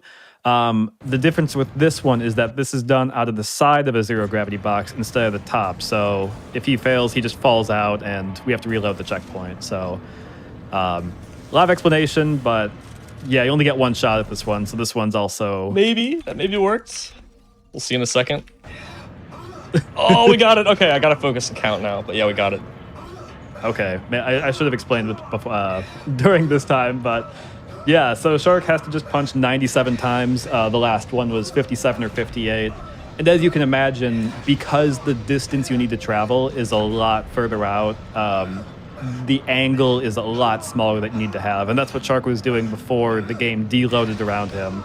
There was a little speck on the wall. We needed this gun Oh, I guess I never explained this, but we need this gun because Isaac's punching animations are different depending on the gun he has out. So even though he's used the detonator gun a few times for combat earlier in the game, he's using it now simply because of the punching animation. So we're able to do that lineup. There might be some other lineups with other guns. We haven't really tested it that much. And by we, I mean everyone else in the community. I'm not the best at contributing that way. But yeah, like I said, this is basically going to put us at the end of Chapter 13. So the drill section is Chapter 12. Chapter 13 is when you break into the government sector, go through all that, very fun stuff. But we are doing a punch right above a checkpoint at the end of Chapter 13. So, like I said, 97 punches, fall through it. It's a massive time save. I think over the next fastest drill skip, it saves about 2.5 minutes. I'm not sure what this saves over glitchless, but it's a massive amount of time. One of the biggest tricks in the run, and the fact that it goes back to Chapter 11, there's just a lot of steps that lead up to this. So tons of stuff going on. What's your punch count at? 82, 83. Okay, we're getting close.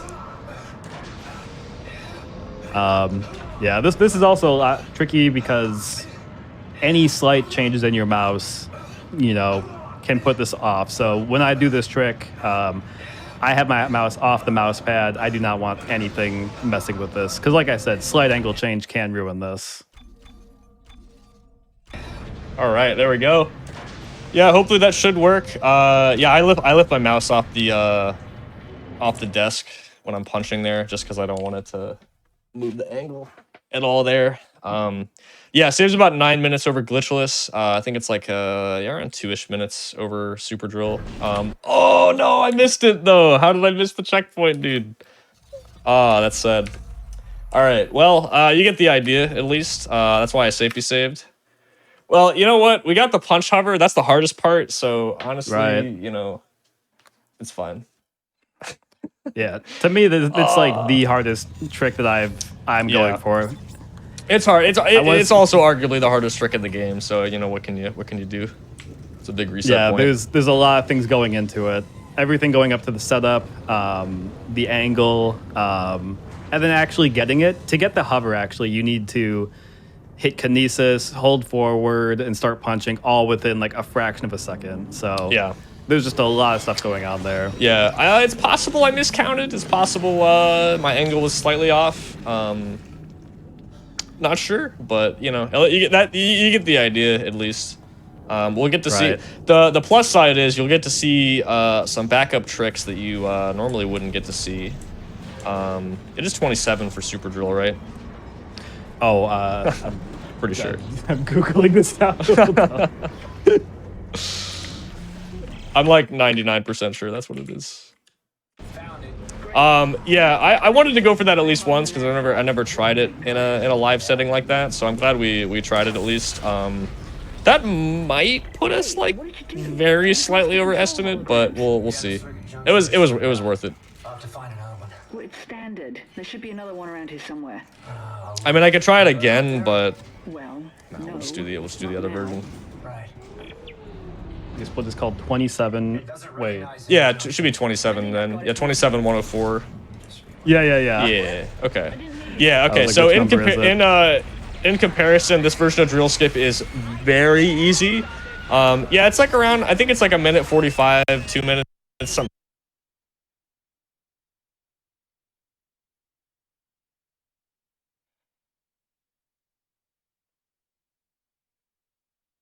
Easiest version of drill skip. I think it was easier than extended when I went for it. Yeah, I think that's fair. Yeah, because I think I started a bit late. I never did the original one, but I think I've heard that one's one of the harder ones.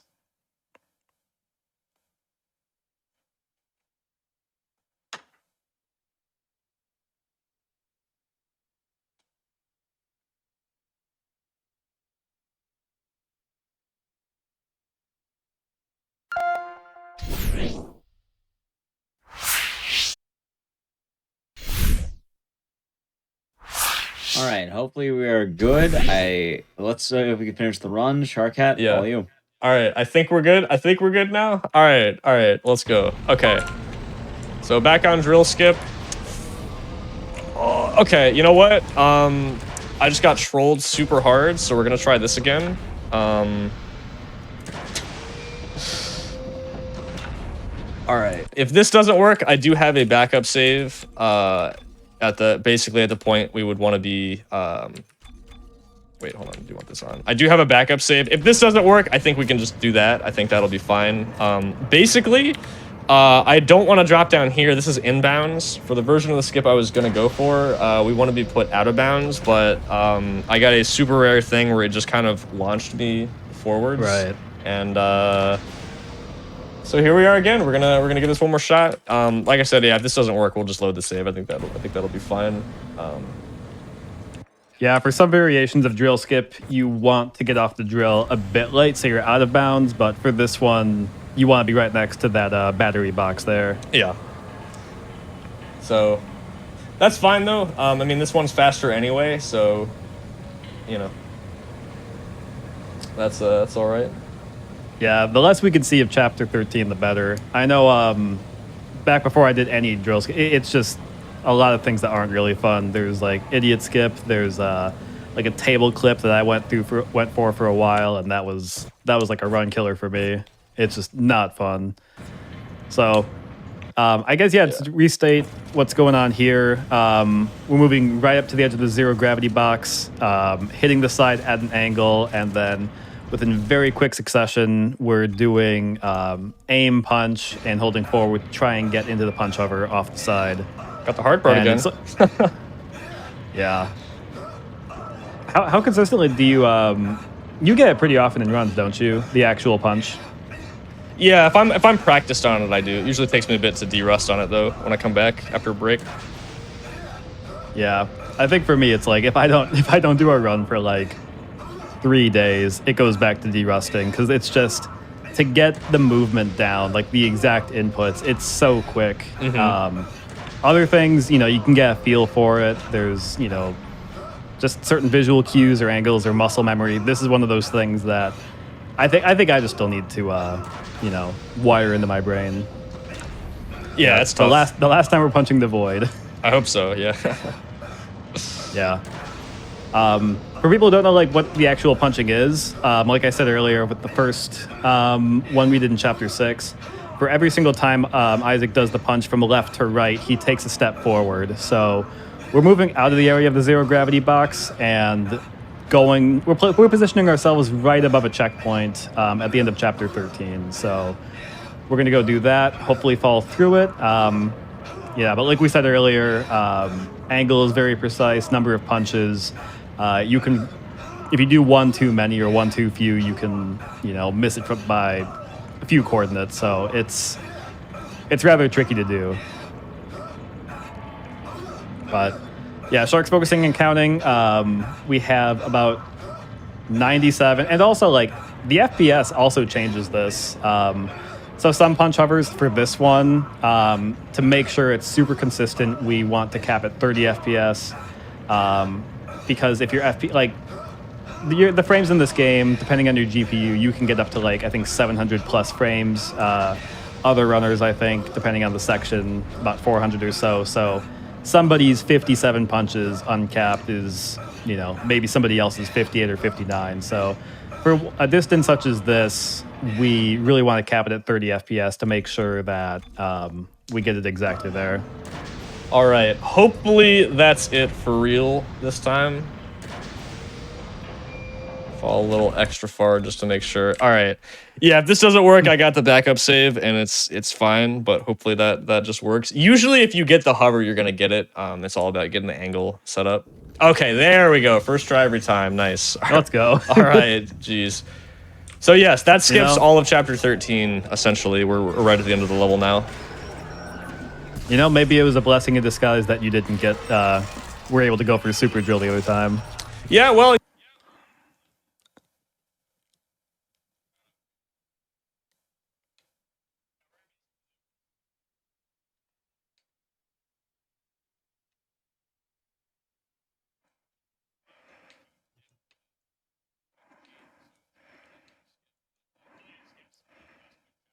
entirely. So, wait, am I think we're good still, right? Oh, okay. Are we good now? Oh, okay. All right. I think we cut out for a sec. I think we're back. All right. So yeah, we're gonna do eye-poke skip here. Oops. I'm still on the wrong thing there. All right. Well, you get to hear me explain it again. All right. So, just in case you missed it, we are gonna do. We're about 3 or 4 minutes from the end of the run here. This is called eye-poke skip. We're gonna be skipping the last 2 chapters of the game pretty much entirely. So it's similar to a trick we did towards the beginning of the run. Basically, when you use an elevator, it spawns an invisible wall that blocks you from just running out of it, which we're about to do. But at low enough FPS, it delays the load just enough that we can get out in time. And it turns out that calling this elevator loads in the final level of the game. Am I good? Okay, I might be dead. Okay, we're good. I'm just gonna do a different setup for this then. That's fine. We're gonna do a little bit of a backup here. Just line this up so we hopefully hit this checkpoint. Yeah, there we go. Okay. Oh, what were we gonna say? Yeah, there's just that version of the trick. Once you're out of the elevator, you just do a lineup, and then it's very simple. All you gotta do is hold forward, and you should hit this cutscene at the way end of chapter 15. So there we go. Nice. End of 13, 14, and 15 right there. Yeah, we didn't talk too much about how the game loads things, but you can't just skip from the beginning to the end of the game because the game loads different chunks, like different maps or levels, if you want to think about it that way. So it's actually not individual chapters at a time. Well, sometimes it is, but not always. So, for example, chapter 1 is one contained level.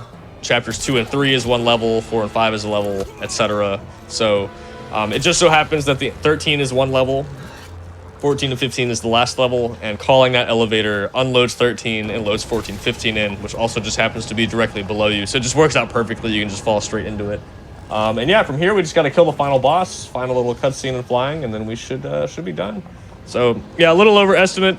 If we'd gotten the other drill skip thing first try, we would have been fine. But I'm at least glad you all got to see it. It's the first time it's been done in like a live run. Not like PB attempts or whatever. So I'm glad we got it at least. Yeah, exactly. All right, so we're gonna turn on VSync here once again. For some reason at 30 FPS, there's a bit of an exploit we can do in the final boss here, where the marker stays open a little bit longer. So if we time our shots correctly with an unupgraded contact beam, we can kill her in 3 hits. Oops, make that 4. Oh, maybe not. All right, easy every time. Okay, that was a little. I can't believe I still got that. All right, that was a little silly. Sometimes it kind of clips her on the first shot and doesn't do enough damage, but yeah, there we go. GG, basically. We got like a minute left here, minute or 2. All right, well, I guess I'll just do a couple shout outs here real quick before we're done. Yeah, I appreciate y'all watching. Hope you enjoyed the Dead Space remake run in this game. And apologies for the technical issues. But yeah, this game's a lot of fun. Appreciate you having me on playing this game. Anything you wanted to say, Topher, before we jump off for the end of the run here? Yeah, I was gonna say that I think right now is a really good time to be getting into the run because, like Shark mentioned at the beginning, there's quite a few people who are getting into it or, going back to it. There's you, me, few others. It was actually showcased at, I forget the marathon name, but it's there's a French marathon that Zia was running it at. So Speedruns, there's quite a few. Yeah, Speedruns. There's quite a few people who are getting into it. And I think that, that sense of community and kind of a shared goal that everyone has for each other, it makes for a great motivator. So if you're interested, I think this is my favorite Dead Space game to speedrun, so yeah, definitely join the Discord if you want to know more about any of this stuff. It's definitely a very accessible run to get into. You don't need to do all the things that Shark mentioned. There are easier versions for everything. And yeah, even though some of these things look really hard, you don't need to do every single trick here. It's very modular. You can pick and choose what things you want to do. You can still do, like, a lot of the skips that save the most time are either a little bit easier or there's easier versions. You know, some of the hardest tricks in the run don't save that much time. You know, bad idea skip saves 30 seconds. You can just not do it, and the chapter's really easy. I'm planning on redoing the tutorial series for this game as well, whenever I have time, whenever that is. But I'm trying to work on a beginner specific route. You know, like pick up the game, you can beat it under like an hour and a half, something like that. You know, that's the goal. But time's coming up here after this quick time event in about 5 seconds here, right when this E disappears. And time. All right. That is Dead Space 2 Any %. Thank you for having me on the show, and thanks for watching, everybody. Absolutely. I do want to say thank you again, Sharkhead and Topher, for showcasing the run, even with some of the struggles. Yeah. Before we do wrap it on up, though, I do want to say, Sharkhead, if anyone did want to find you, where can they find you?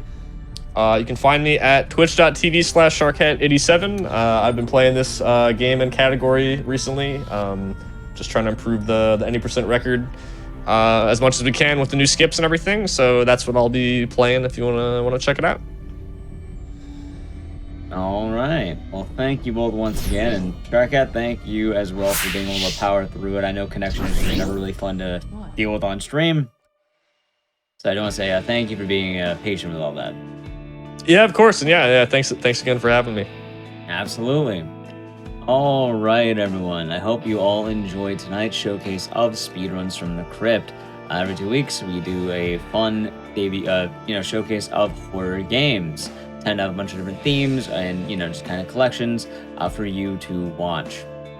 Anyway, we'll be back in about 2 weeks with more horror fun. In case you did miss today's shows, I believe we are running back the both Challenger Approaching from earlier and Crypt throughout the night. So in case you missed it, you can catch it again as I think we replay it throughout the through the night. So anyway, I've been your host, Dices. If you ever want to know how I run these shows or just want to know horror, you can check me out somewhere on the screen here. I tend to talk a lot about how these shows work and how I set them up. That being said, I hope you all have a wonderful rest of the day and or night, and see you next time.